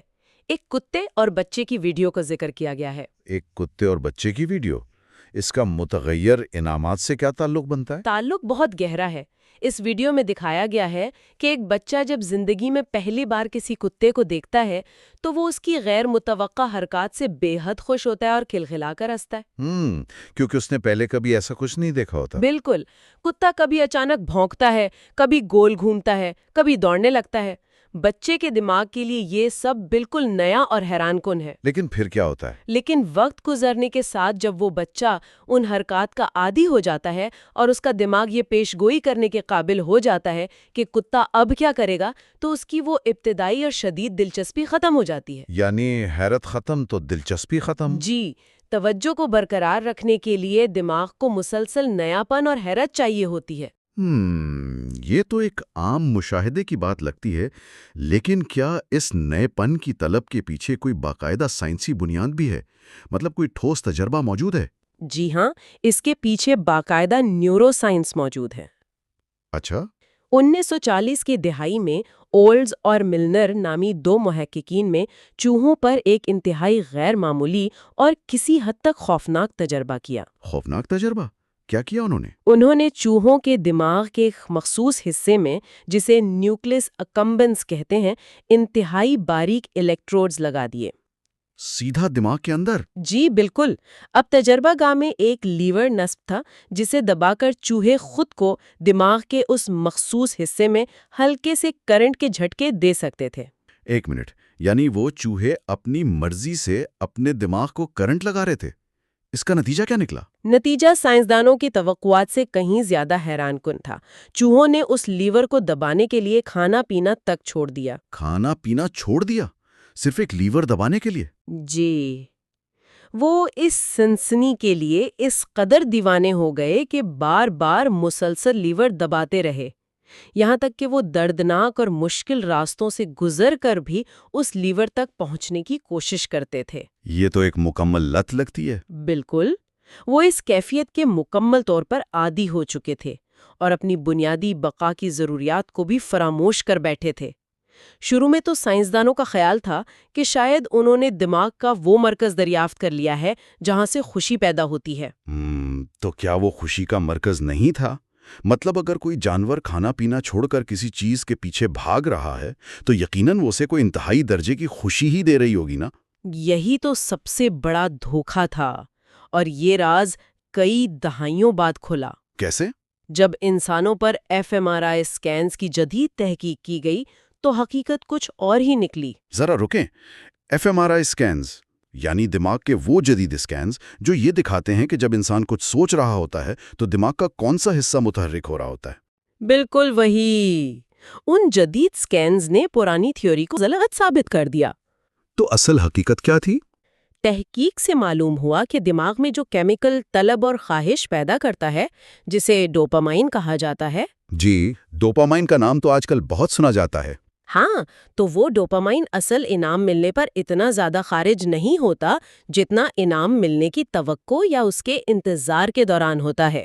اچھا، یعنی انعام ملنے سے پہلے؟ بالکل۔ جب انسان یہ سوچ رہا ہوتا ہے کہ اب کیا ہوگا، اس وقت ڈوپامائن کی سطح سب سے زیادہ بلند ہوتی ہے۔ اس کا مطلب ہے کہ انعام خود اتنا پرکشش نہیں ہے جتنا اس کے ملنے کا انتظار اور وہ بے چینی پرکشش ہے۔ آپ نے بالکل صحیح سمجھا۔ یہ تو وہی بات ہو گئی کہ منزل سے زیادہ سفر کی کشش ہوتی ہے۔ وہ جو ایک سنسنیخیز توقع ہوتی ہے کہ شاید اس بار کچھ شاندار مل جائے، وہ اصل محرک ہے۔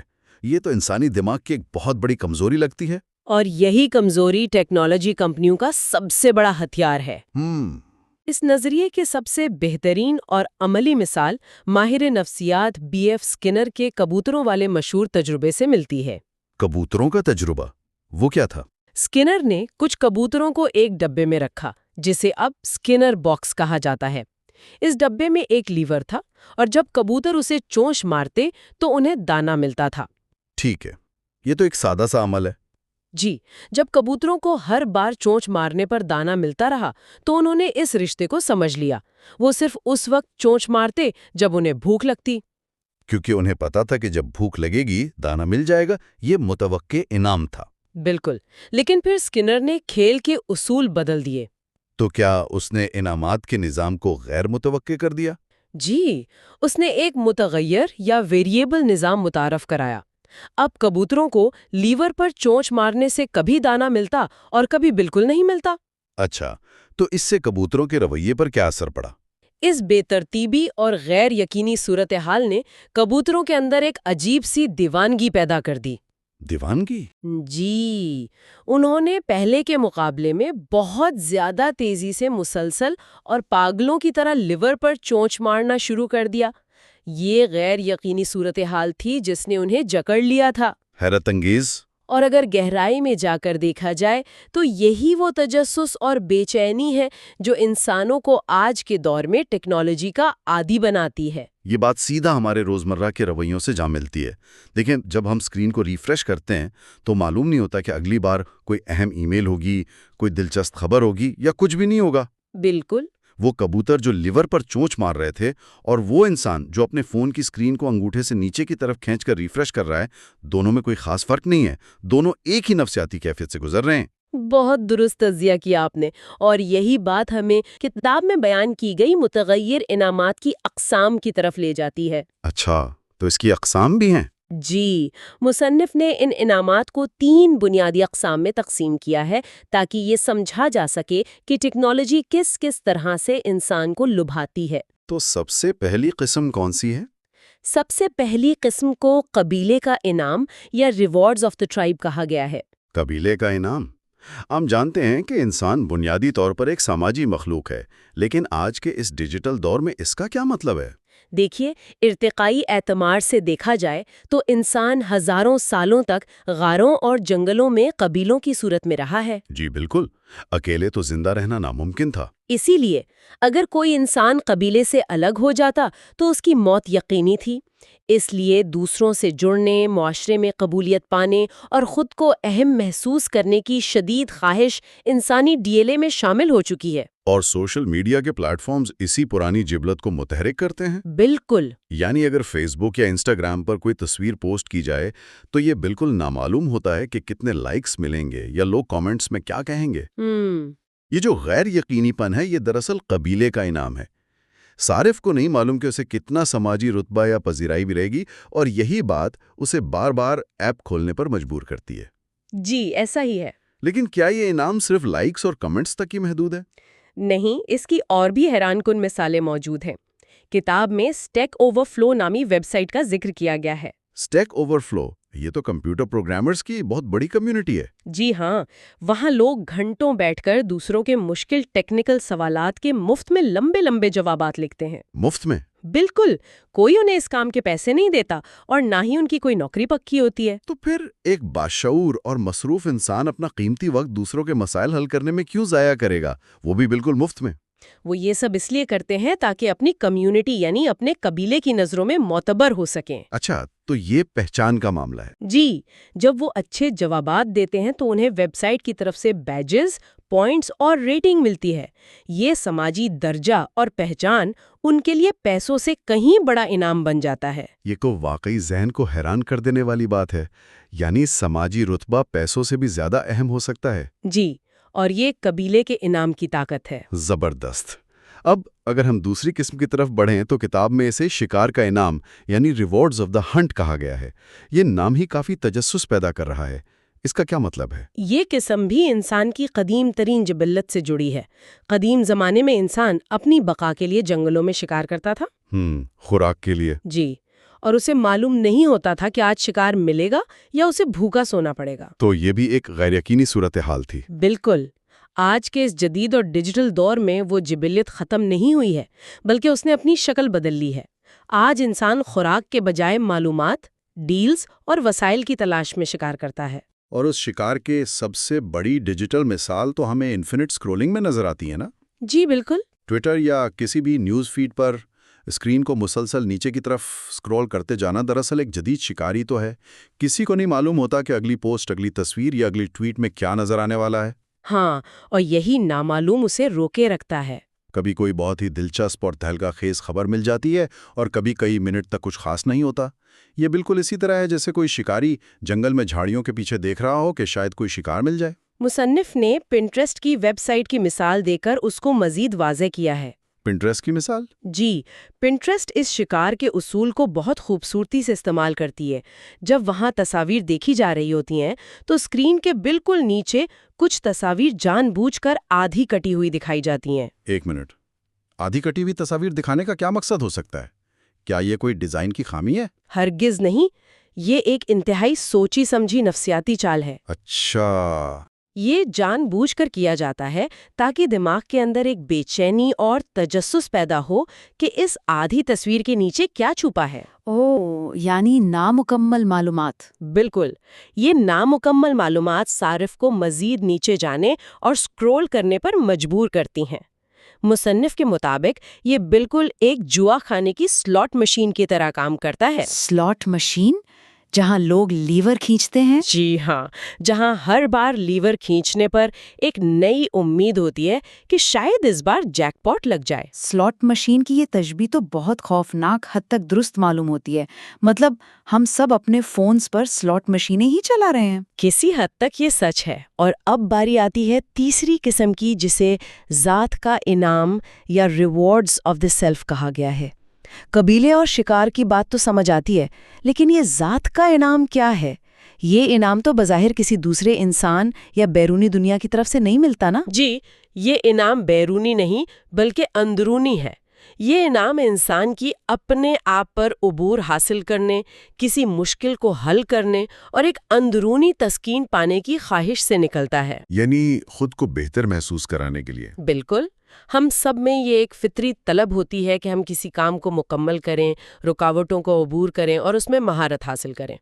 یہ انعام کسی سماجی پہچان کے لیے نہیں ہوتا، بلکہ صرف اپنی ذات کی تسکین کے لیے ہوتا ہے۔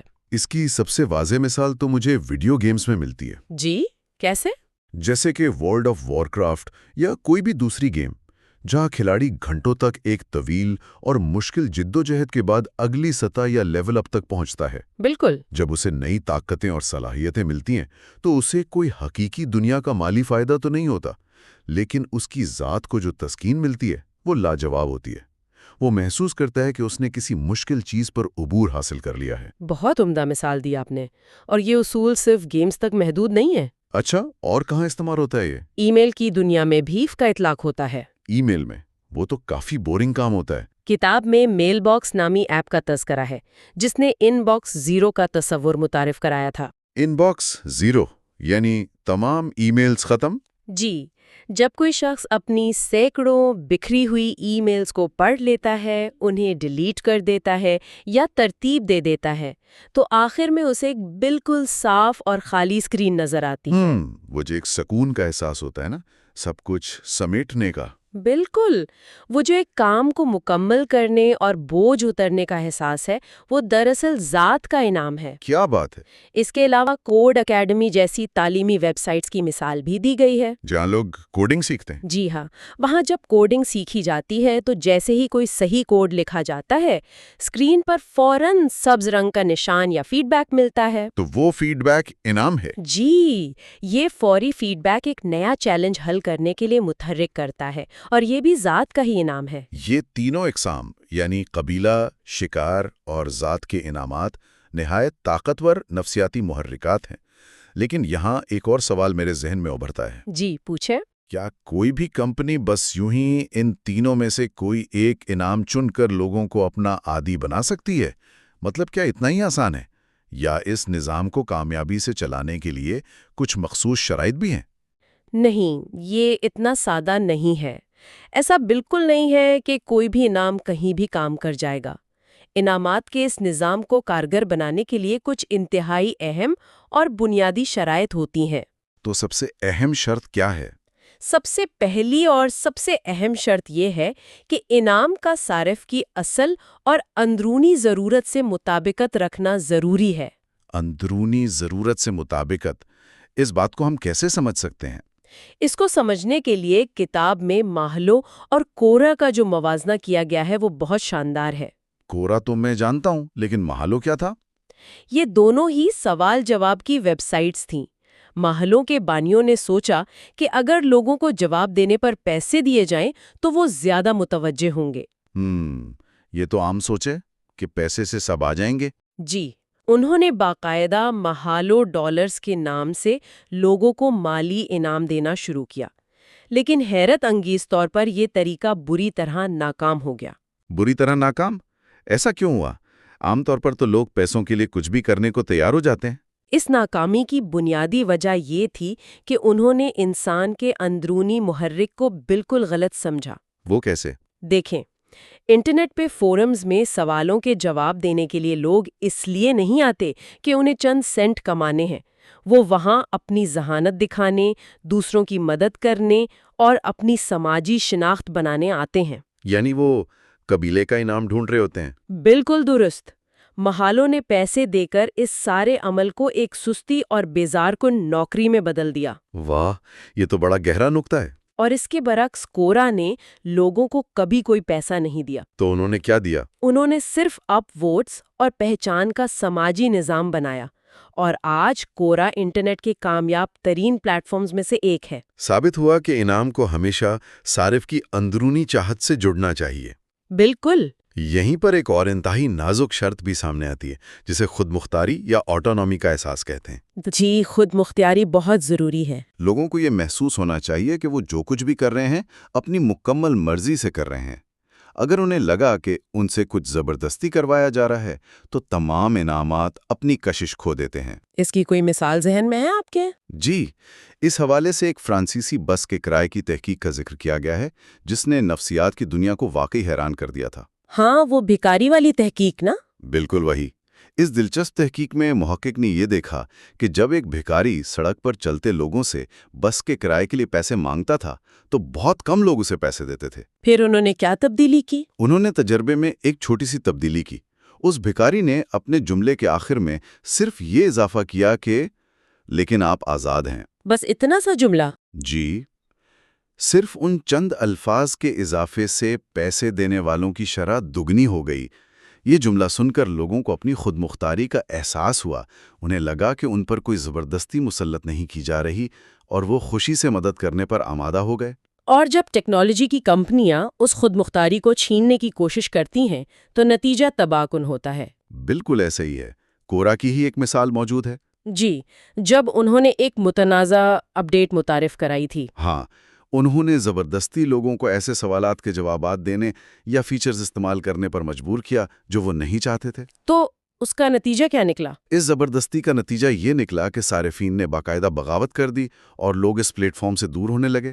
ہر قدم پر یہ احساس دلانا ضروری ہے کہ صارف کے ہاتھ میں مکمل کنٹرول ہے۔ بالکل، اور اس بحث کے آخر میں ایک اور بہت ہی نازک فرق کو سمجھنا ضروری ہے، اور وہ ہے محدود بمقابلہ لامحدود تغیر، یعنی فائنائٹ اور انفینٹ ویریبلٹی۔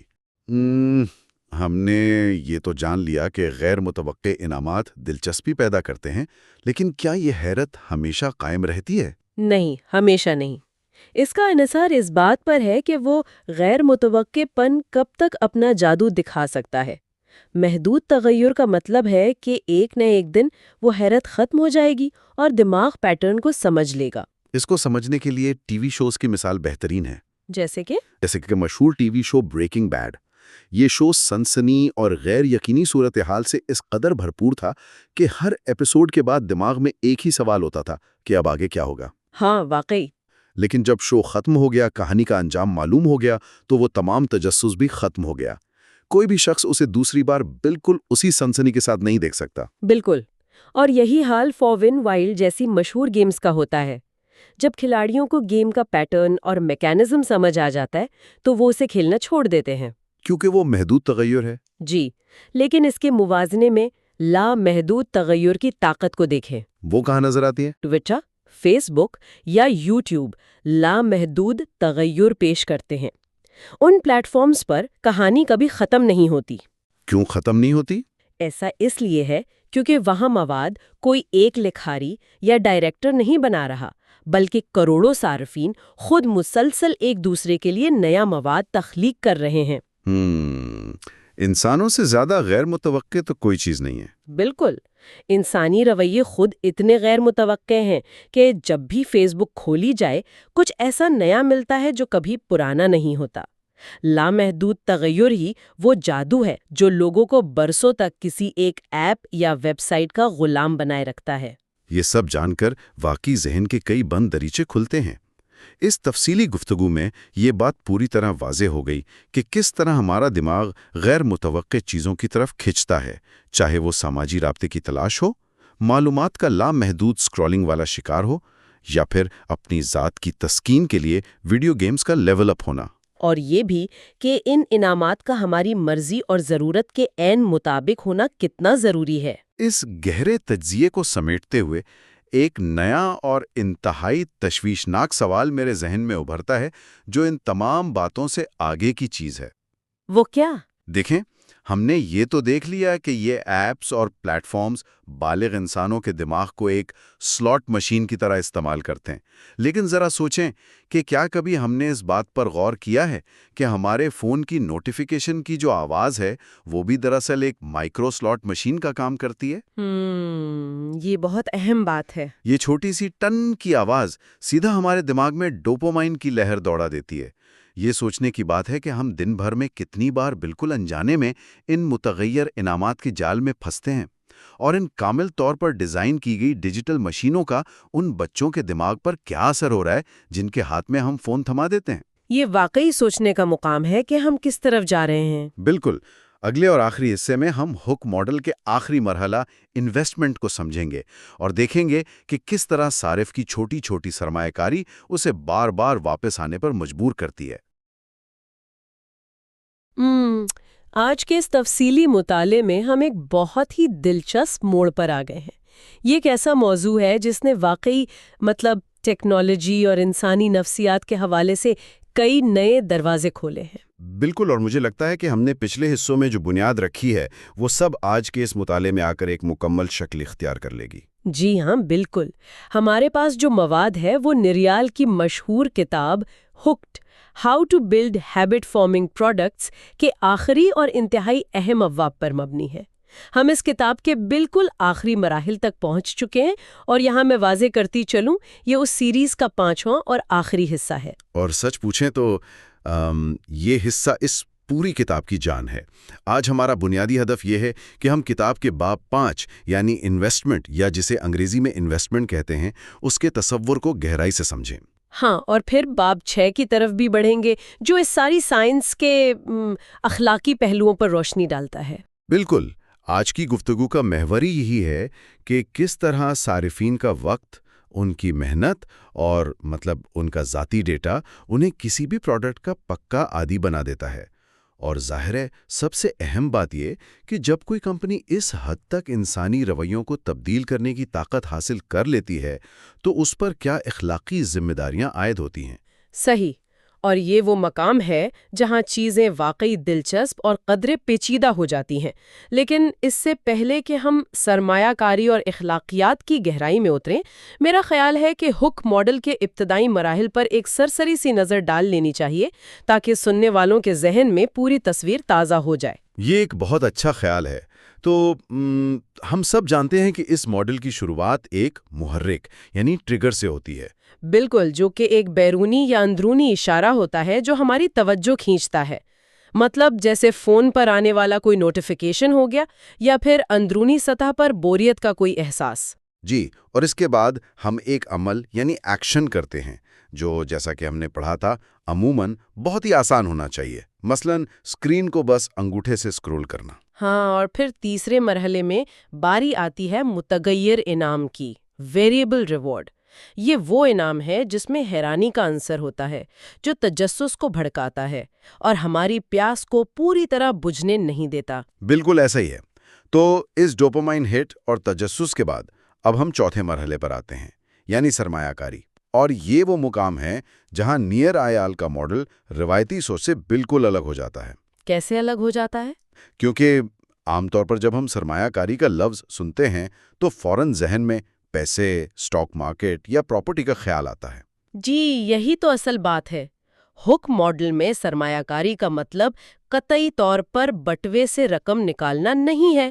یہاں اس سے مراد ہے صارفین کی جانب سے اپنا وقت، اپنی ذاتی معلومات، ذہنی مشقت اور اپنے سماجی تعلقات یعنی سوشل کیپٹل کسی پروڈکٹ کے اندر شامل کرنا۔ اچھا، تو مطلب جب کوئی انسان متغیر انعام حاصل کر لیتا ہے اور اس کا دماغ ایک طرح کی تسکین محسوس کر رہا ہوتا ہے، تب یہ پروڈکٹ اس سے تھوڑی سی محنت کا تقاضا کرتی ہے؟ بالکل درست۔ انعام کے فوراً بعد کا مرحلہ محنت کا ہوتا ہے۔ لیکن مجھے اس بات پر تھوڑی سی حیرت ہو رہی ہے۔ ہم نے پچھلی نشستوں میں بار بار یہ بات کی تھی کہ عمل یا ایکشن کے مرحلے کو ہر ممکن حد تک آسان ہونا چاہیے، وہاں کوئی رکاوٹ یا فرکشن نہیں ہونی چاہیے۔ جی ہاں، بالکل ایسا ہی کہا تھا۔ تو اب اچانک ہم کہہ رہے ہیں کہ پروڈکٹ کو صارف سے محنت کروانی چاہیے۔ کیا یہ متضاد بات نہیں لگتی؟ مطلب ایک طرف ہم آسانی پیدا کریں اور دوسری طرف جان بوجھ کے مشکل کھڑی کریں۔ یہ بظاہر متضاد ضرور لگتا ہے، لیکن انسانی نفسیات کے لحاظ سے یہ ایک ماسٹر سٹروک ہے۔ دیکھیں، عمل کا مرحلہ اس وقت ہوتا ہے جب صارف انعام کی تلاش میں ہوتا ہے۔ اس وقت اگر کوئی رکاوٹ ہوگی تو وہ فوراً واپس چلا جائے گا۔ صحیح، وہ بور ہو کر ایپ بند کر دے گا۔ بالکل، لیکن سرمایہ کاری کا مرحلہ انعام ملنے کے بعد آتا ہے۔ اس وقت صارف خوش ہوتا ہے، اس کا دماغ انعام حاصل کرنے کے بعد ایک انتہائی مثبت کیفیت میں ہوتا ہے۔ یہ وہ بہترین لمحہ ہے جب صارف مستقبل کے فائدے کے لیے تھوڑی سی محنت کرنے پر آمادہ ہو جاتا ہے۔ یعنی اسے جان بوجھ کر شامل کی گئی رکاوٹ یا ڈیزائنڈ فرکشن کہہ سکتے ہیں۔ بالکل، اور اس کے پیچھے ایک بہت گہرا نفسیاتی اصول کار فرما ہے، جسے ہم ڈین ایریلی کی تحقیق سے بہت اچھی طرح سمجھ سکتے ہیں۔ اوہ ہاں، ڈین ایریلی کی وہ اوریگامی والی تحقیق، یہ واقعی ایک شاندار اور حیران انگیز مثال ہے۔ میں سننے والوں کے لیے اسے تھوڑا سا بیان کرتی ہوں۔ اس تحقیق میں کچھ لوگوں کو کاغذ موڑ کر مینڈک یا بطخ بنانے کو کہا گیا، جو کہ ایک جاپانی فن ہے۔ جی، اوریگامی کا فن۔ ہاں، پھر ان سے اور کچھ دوسرے لوگوں سے جنہوں نے وہ کھلونے نہیں بنائے تھے، ان سے پوچھا گیا کہ وہ ان کاغذ کے کھلونوں کو کتنے پیسوں میں خریدیں گے۔ اور حیران کی بات یہ تھی کہ جن لوگوں نے خود محنت کر کے وہ کھلونے بنائے تھے، انہوں نے ان کی قیمت بہت زیادہ لگائی۔ بالکل، حالانکہ وہ کاغذ کے کھلونے شاید اتنے نفاست سے بنے ہوئے بھی نہیں تھے جتنے ماہرین کے بنائے ہوئے کھلونے۔ جی، اور اسی نفسیاتی اصول کو دی آئیکیا ایفیکٹ بھی کہا جاتا ہے، کیونکہ جب ہم خود فرنیچر جوڑتے ہیں تو ہمیں اس سے ایک عجیب سا جذباتی لگاؤ ہو جاتا ہے۔ ایسا لگتا ہے کہ یہ میری اپنی تخلیق ہے۔ یہی وہ نقطہ ہے جو ٹیک کمپنیاں انتہائی مہارت سے استعمال کرتی ہیں۔ ہماری محنت ہمارے لیے اس چیز کی قدر و قیمت بڑھا دیتی ہے۔ انسانی دماغ اس محنت کو ضائع ہوتا نہیں دیکھ سکتا۔ کوئی بھی انسان لاشعوری طور پر یہ مان لیتا ہے کہ اگر میں نے اس چیز پر اپنا وقت اور محنت لگائی ہے تو یقیناً یہ چیز میرے لیے بہت اہم ہوگی، جسے نفسیات کی زبان میں ریشنلائزیشن یا اپنے ہی عمل کی عقلی توجیہ پیش کرنا کہتے ہیں۔ بالکل ایسا ہی ہے۔ لیکن یہاں میرے ذہن میں ایک سوال ابھر رہا ہے۔ دیکھیں، اوریگامی بنانا ایک فن ہے، آئیکیا کا فرنیچر جوڑنا ایک جسمانی محنت ہے، جس کے آخر میں آپ کے سامنے ایک ٹھوس چیز، ایک میز یا کرسی موجود ہوتی ہے۔ کیا کسی ایپ کے اندر اپنی پروفائل بنانا یا چند دوستوں کو فالو کرنا واقعی دماغ پر وہی اثر ڈالتا ہے؟ یہ ایک بہت منطقی سوال ہے۔ بظاہر یہ چیزیں مختلف لگتی ہیں، لیکن دماغ کے لیے محنت کا تصور صرف جسمانی تھکاوٹ تک محدود نہیں ہے۔ مثال کے طور پر، جب کوئی صارف ایک نئی میوزک ایپ پر آتا ہے اور گھنٹوں لگا کر اپنے پسندیدہ گانوں کی ایک تفصیلی پلے لسٹ بناتا ہے، تو وہ اپنا وقت، اپنا ذوق اور اپنی ذہنی توانائی اس میں صرف کر رہا ہوتا ہے۔ یعنی یہ ایک طرح کی جذباتی اور ذہنی سرمایہ کاری ہے۔ بالکل، اور اس کا نتیجہ کیا نکلتا ہے؟ وہ ایپ اس کے لیے باقی تمام میوزک ایپ سے زیادہ قیمتی ہو جاتی ہے۔ کتاب میں اس عمل کو سٹورنگ ویلیو کا نام دیا گیا ہے، یعنی جتنا زیادہ کسی پروڈکٹ کو استعمال کیا جاتا ہے وہ اتنی ہی بہتر اور قیمتی ہوتی چلی جاتی ہے۔ یہ سٹورنگ ویلیو والا تصور بہت سی چیزوں کی وضاحت کرتا ہے۔ اگر روزمرہ کی زندگی سے مثالیں لی جائیں تو ہم دیکھتے ہیں کہ لوگ برسوں ایک ہی سوشل میڈیا پلیٹ فارم پر کیوں ٹکے رہتے ہیں۔ ٹویٹر یا فیس بک کی مثال لے لیں۔ لوگ روزانہ وہاں اپنے خیالات لکھتے ہیں، تصویریں لگاتے ہیں اور دوستوں اور فالوورز کی ایک طویل فہرست بناتے ہیں۔ جی، اور یہ سب ان کا سماجی سرمایہ یا سوشل کیپٹل ہے۔ بالکل۔ اگر کل کو کوئی نیا پلیٹ فارم آ جائے جو تکنیکی لحاظ سے بہت بہتر بھی ہو، تب بھی لوگ آسانی سے وہاں منتقل نہیں ہوتے۔ قطعی نہیں ہوتے، کیونکہ وہاں منتقل ہونے کا مطلب ہے اپنی اس ساری پچھلی سرمایہ کاری کو کھو دینا۔ کتاب میں mint.com کی ایک بڑی زبردست مثال دی گئی ہے۔ یہ ایک پرسنل فائنانس ایپ ہے۔ ہاں، وہ جس میں مالیاتی ڈیٹا ڈالنا ہوتا ہے۔ جی، جب کوئی نیا صارف اس پر آتا ہے تو اسے اپنے تمام بینک اکاؤنٹس لنک کرنے پڑتے ہیں، اپنے اخراجات کی تفصیلی معلومات ڈالنی پڑتی ہیں۔ یہ ایک کافی تھکا دینے والا اور اکتا دینے والا عمل ہے، لیکن ایک بار جب ڈیٹا اپلوڈ ہو جاتا ہے تو ایپ بتاتی ہے کہ پیسے کہاں خرچ ہو رہے ہیں، بچت کہاں ہو سکتی ہے۔ اور جتنا زیادہ ڈیٹا ڈالا جائے گا، پروڈکٹ اتنی ہی زیادہ ذاتی اور مفید بن جائے گی۔ بالکل، اب اس صارف کے لیے کسی دوسری فائنانس ایپ پر جانا تقریباً ناممکن ہو جاتا ہے، کیونکہ وہاں اسے صفر سے آغاز کرنا پڑے گا۔ اپنی پچھلی محنت ضائع کرنا کسی کو بھی پسند نہیں ہوتا۔ تو اس کا مطلب ہے کہ سرمایہ کاری کے ذریعے کمپنیاں دراصل صارفین کی وابستگی میں بے پناہ اضافہ کر دیتی ہیں تاکہ وہ متبادل آپشنز کی طرف نہ دیکھیں۔ لیکن میں نے پڑھا ہے کہ اس سرمایہ کاری کا ایک اور بھی بہت اہم مقصد ہوتا ہے۔ یہ صرف موجودہ تجربے کو بہتر نہیں بناتی، یہ ایک ایسا خودکار نظام بناتی ہے جو صارف کو دوبارہ ایپ پر لانے کا سبب بنتا ہے۔ یعنی محنت بذات خود اگلے چکر کی بنیاد رکھ دیتی ہے۔ بالکل، صارف کی اپنی محنت ہی اس کے لیے اگلا ٹریگر بن جاتا ہے۔ اسے اگر ہم اسنیپ چیٹ کی مثال سے سمجھیں تو بات بہت واضح ہو جائے گی۔ جب کوئی شخص اپنے کسی دوست کو کوئی تصویر یا پیغام بھیجتا ہے تو یہ اس کا وقت اور محنت ہے، یعنی یہ ایک سرمایہ کاری ہے۔ لیکن کہانی تصویر بھیجنے پر ختم نہیں ہوتی۔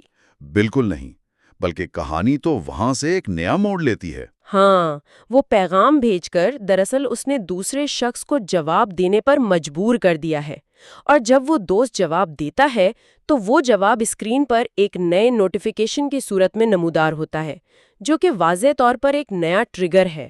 اور یوں یہ ہک ماڈل کا پورا چکر خود بخود دوبارہ شروع ہو جاتا ہے۔ دیکھیں، بیرونی محرکات جیسے اشتہارات دکھانا یا ای میلز بھیجنا یہ کمپنیوں کو بہت مہنگے پڑتے ہیں، اور وہ ہمیشہ ان پر انحصار نہیں کر سکتی۔ صحیح، وہ کب تک اشتہارات پر پیسے لگاتے رہیں گے؟ بالکل، لیکن جب صارف کی اپنی سرمایہ کاری نیا ٹریگر پیدا کرنے لگے تو پروڈکٹ مفت میں اور مسلسل استعمال ہونے لگتی ہے۔ انسانوں کا سماجی رویہ ہی اس پروڈکٹ کا انجن بن جاتا ہے۔ یہ سب سن کر ایک طرف تو ٹیکنالوجی کمپنیز کی ذہانت پر حیرت ہوتی ہے کہ وہ کس طرح انسانی رویوں کو سمجھتے ہیں، لیکن دوسری طرف سچ کہوں تو ایک عجیب سی بے چینی بھی محسوس ہوتی ہے۔ یہ تمام نفسیاتی ہتھ کنڈے، یہ ڈیزائنڈ فرکشن، اگلے ٹریگر کی لوڈنگ، کیا یہ سب انسانوں کے دماغ کو کنٹرول کرنے کا کوئی خفیہ نسخہ نہیں لگتا؟ یہ سوال اٹھنا بہت فطری ہے۔ ہاں، مطلب کیا یہ محض ذہن سازی نہیں جس میں ہم سب کٹھ پتلیوں کی طرح ان ایپس کے اشاروں پر کام کر رہے ہیں؟ یہ بے چینی بالکل جائز ہے، اور اسی لیے نیریال نے کتاب کا 6واں باب مکمل طور پر اخلاقیات کے لیے مختص کیا ہے، جسے وہ دی مورالٹی آف مینیپولیشن کا نام دیتے ہیں۔ مصنف اس حقیقت سے بالکل انکاری نہیں ہے کہ عادت بنانے والی ٹیکنالوجی ایک طرح کی ذہن سازی یا مینیپولیشن ہی ہے۔ تو پھر وہ اس کا دفاع کیسے کرتے ہیں؟ وہ ایک بنیادی سوال اٹھاتے ہیں کہ کیا ہر طرح کی ذہن سازی بری ہوتی ہے؟ اس کے جواب کے لیے کتاب میں ایک بہت ہی عملی ماڈل پیش کیا گیا ہے جسے مینیپولیشن میٹرکس کہتے ہیں۔ یہ میٹرکس پروڈکٹ بنانے والوں کے لیے ایک آئینہ ہے تاکہ وہ خود یہ جانچ سکیں کہ ان کا کام اخلاقی دائرے میں آتا ہے یا نہیں۔ یہ مینیپولیشن میٹرکس کام کیسے کرتا ہے؟ اس میں کون سے سوالات پوچھے جاتے ہیں؟ اس میں 2 بنیادی اور بہت سادہ سے سوالات ہیں۔ کسی بھی پروڈکٹ کی تخلیق کار کو انتہائی ایمانداری سے خود سے پوچھنا ہوتا ہے، پہلا، کیا یہ پروڈکٹ واقعی صارفین کی زندگی کو بہتر بنا رہی ہے؟ اور دوسرا، کیا میں خود اس پروڈکٹ کو اپنی زندگی میں باقاعدگی سے استعمال کروں گا؟ یعنی کیا یہ فائدہ مند ہے اور کیا بنانے والا خود اس کا صارف ہے؟ جی بالکل۔ ان 2 سوالوں کے جوابات کی بنیاد پر 4 مختلف قسم کے کردار سامنے آتے ہیں۔ ان کرداروں سے یہ طے ہوتا ہے کہ کوئی تخلیق کار اخلاقیات کے کس درجے پر کھڑا ہے۔ چلیں ان چاروں کرداروں کو ایک ایک کر کے پرکھتے ہیں۔ سب سے پہلا کردار جو میٹرکس میں سامنے آتا ہے وہ ہے مددگار، یا جسے دی فیسیلیٹیٹر کہا گیا ہے۔ جی ہاں، یہ وہ شخص ہے جو اپنی بنائی ہوئی پروڈکٹ خود بھی استعمال کرتا ہے اور اسے پورا یقین ہوتا ہے کہ اس سے لوگوں کی زندگی میں کوئی مثبت تبدیلی آئے گی۔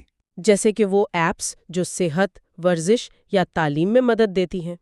کتاب کے مطابق یہ تو واضح طور پر سب سے مثالی اور اخلاقی طریقہ کار لگتا ہے۔ بالکل۔ مصنف کے نزدیک اگر کوئی ٹیکنالوجی کے میدان میں آنا چاہتا ہے اور ایسی پروڈکٹ بنانا چاہتا ہے جس کی لوگوں کو عادت پڑے تو اسے مددگار بننے کی ہی کوشش کرنی چاہیے۔ اس کے برعکس جو دوسرا کردار ہے وہ تھوڑا پیچیدہ ہے۔ اسے بیچنے والا یا دی پیڈلر کہا گیا ہے۔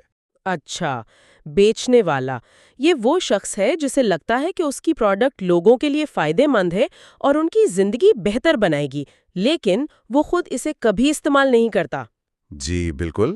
مجھے اس پر تھوڑا سا شک ہے، کیا واقعی لوگ ایسی چیزیں بناتے ہیں جو وہ خود استعمال نہ کریں لیکن دوسروں کو بیچیں؟ اور کیا وہ ہمیشہ ناکام رہتے ہیں؟ مطلب اگر کسی کے پاس مارکیٹنگ کا بہت بڑا بجٹ ہو تو کیا وہ محض ایک بیچنے والا ہو کر کامیاب نہیں ہو سکتا؟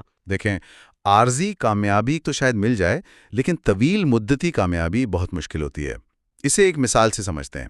فرض کریں کوئی ایسا سافٹ ویئر ڈیولپر ہے جو بچوں کے لیے کوئی تعلیمی ایپ بنا رہا ہے، لیکن وہ خود اس عمر کے بچوں کا رویہ نہیں سمجھتا اور نہ ہی اس کے اپنے بچے وہ ایپ استعمال کرتے ہیں۔ وہ صرف مارکیٹنگ، ریسرچ یا ڈیٹا پر انحصار کر رہا ہوتا ہے۔ بالکل۔ کتاب کا استدلال یہ ہے کہ چونکہ وہ خود اس مسئلے کا حصہ نہیں ہے، اس لیے وہ ان باریک نفسیاتی الجھنوں کو کبھی نہیں سمجھ پائے گا جو ایک عام صارف کو پیش آتی ہیں۔ اس کی پروڈکٹ میں وہ ہمدردی یا ایمپیتھی غائب ہوگی جو ایک واقعی زبردست پروڈکٹ بنانے کے لیے درکار ہوتی ہے۔ یہ نکتہ واقعی قابل غور ہے۔ اب تیسرے کردار کی طرف آتے ہیں جسے تفریح دینے والا یا دی انٹرٹینر کا نام دیا گیا ہے۔ یہ وہ شخص ہے جو اپنی پروڈکٹ خود تو بڑے مزے سے استعمال کرتا ہے، لیکن وہ یہ کوئی جھوٹا دعویٰ نہیں کرتا کہ اس سے انسانیت کا کوئی بہت بڑا بھلا ہو رہا ہے۔ جی، اس کا مقصد صرف لوگوں کو عارضی تفریح مہیا کرنا ہوتا ہے۔ بہت سی موبائل گیمز اسی زمرے میں آتی ہیں۔ ہاں، انٹرٹینر ہونا کوئی بری بات نہیں ہے، تفریح بھی تو انسانی زندگی کا ایک اہم حصہ ہے۔ بالکل، لیکن اس کی خامی یہ ہے کہ یہ بہت عارضی نوعیت کی ہوتی ہے۔ آج کوئی گیم مشہور ہے، کل کوئی اور ٹرینڈ آ جائے گا۔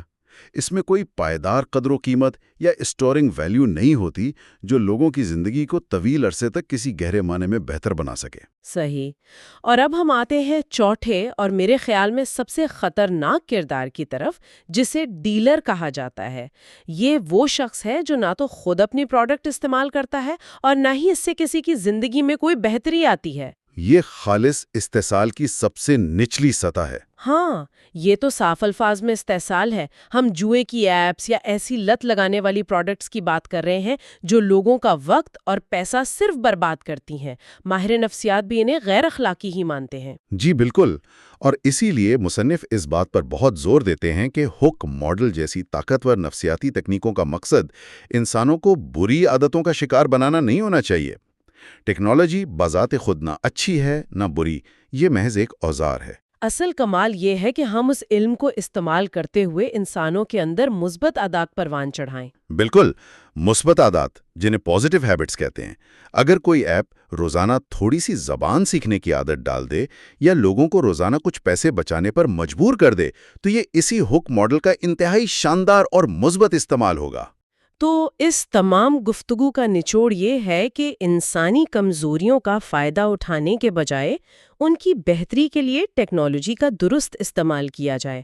اور چونکہ ہم اس کتاب کے اور اس تفصیلی مطالعے کے اختتام پر پہنچ چکے ہیں تو یہ وقت ہے کہ ہم ہک ماڈل کے اس پورے سفر کا ایک جامع خلاصہ پیش کریں تاکہ سننے والوں کے ذہنوں میں یہ تمام کڑیاں آپس میں جڑ جائیں۔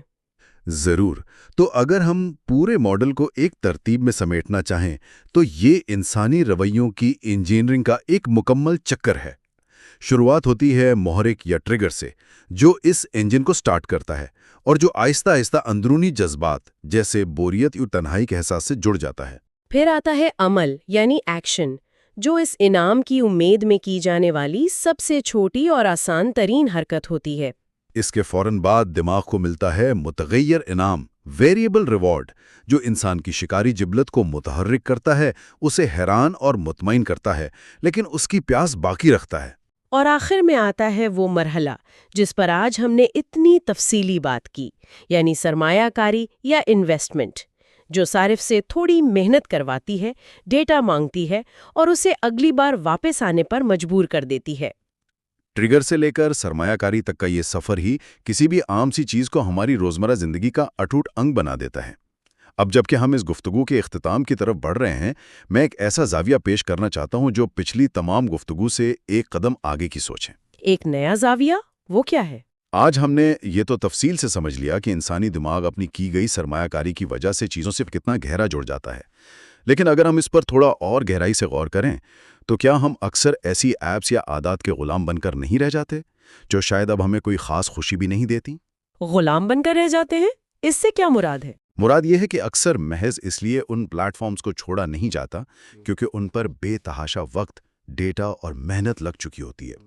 معاشیات کی زبان میں اسے سنک کاسٹ کہا جاتا ہے، یعنی وہ قیمت جو ادا کی جا چکی ہو اور اب واپس نہ مل سکے۔ اچھا، تو پرانی سرمایہ کاری ہمیں روکے رکھتی ہے؟ جی، ذرا ایک لمحے کے لیے سوچئے، اگر کل صبح اچانک کوئی بہت بڑا سوشل میڈیا پلیٹ فارم جس پر روزانہ گھنٹے گزارے جاتے ہیں، وہ سارا پرانا ڈیٹا، وہ برسوں کی تصاویر اور دوستوں کی وہ لمبی فہرست ہمیشہ کے لیے حذف کر دے، تو کیا واقعی اسکرین کے سامنے بیٹھ کر اتنے ہی شوق اور محنت سے اسے دوبارہ صفر سے استعمال کرنا شروع کیا جائے گا؟ یہ تو ایک انتہائی زبردست اور فکر انگیز سوال ہے۔ بالکل۔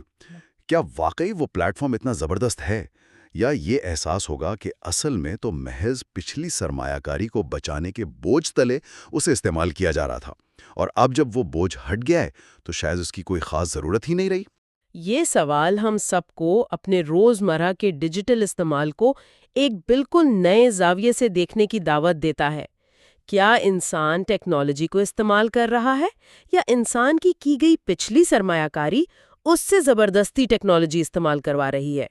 یہ واقعی ایک ایسا خیال ہے جو دیر تک ذہنوں میں گونجتا رہے گا۔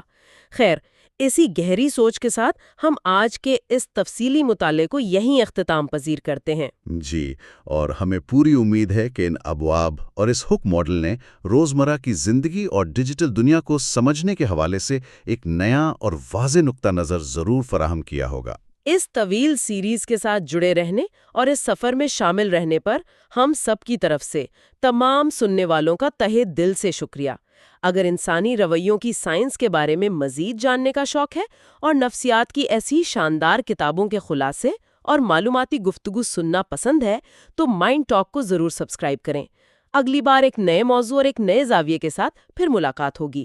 تب تک کے لیے اپنی ڈیجیٹل عادات کا بہت خیال رکھیے گا۔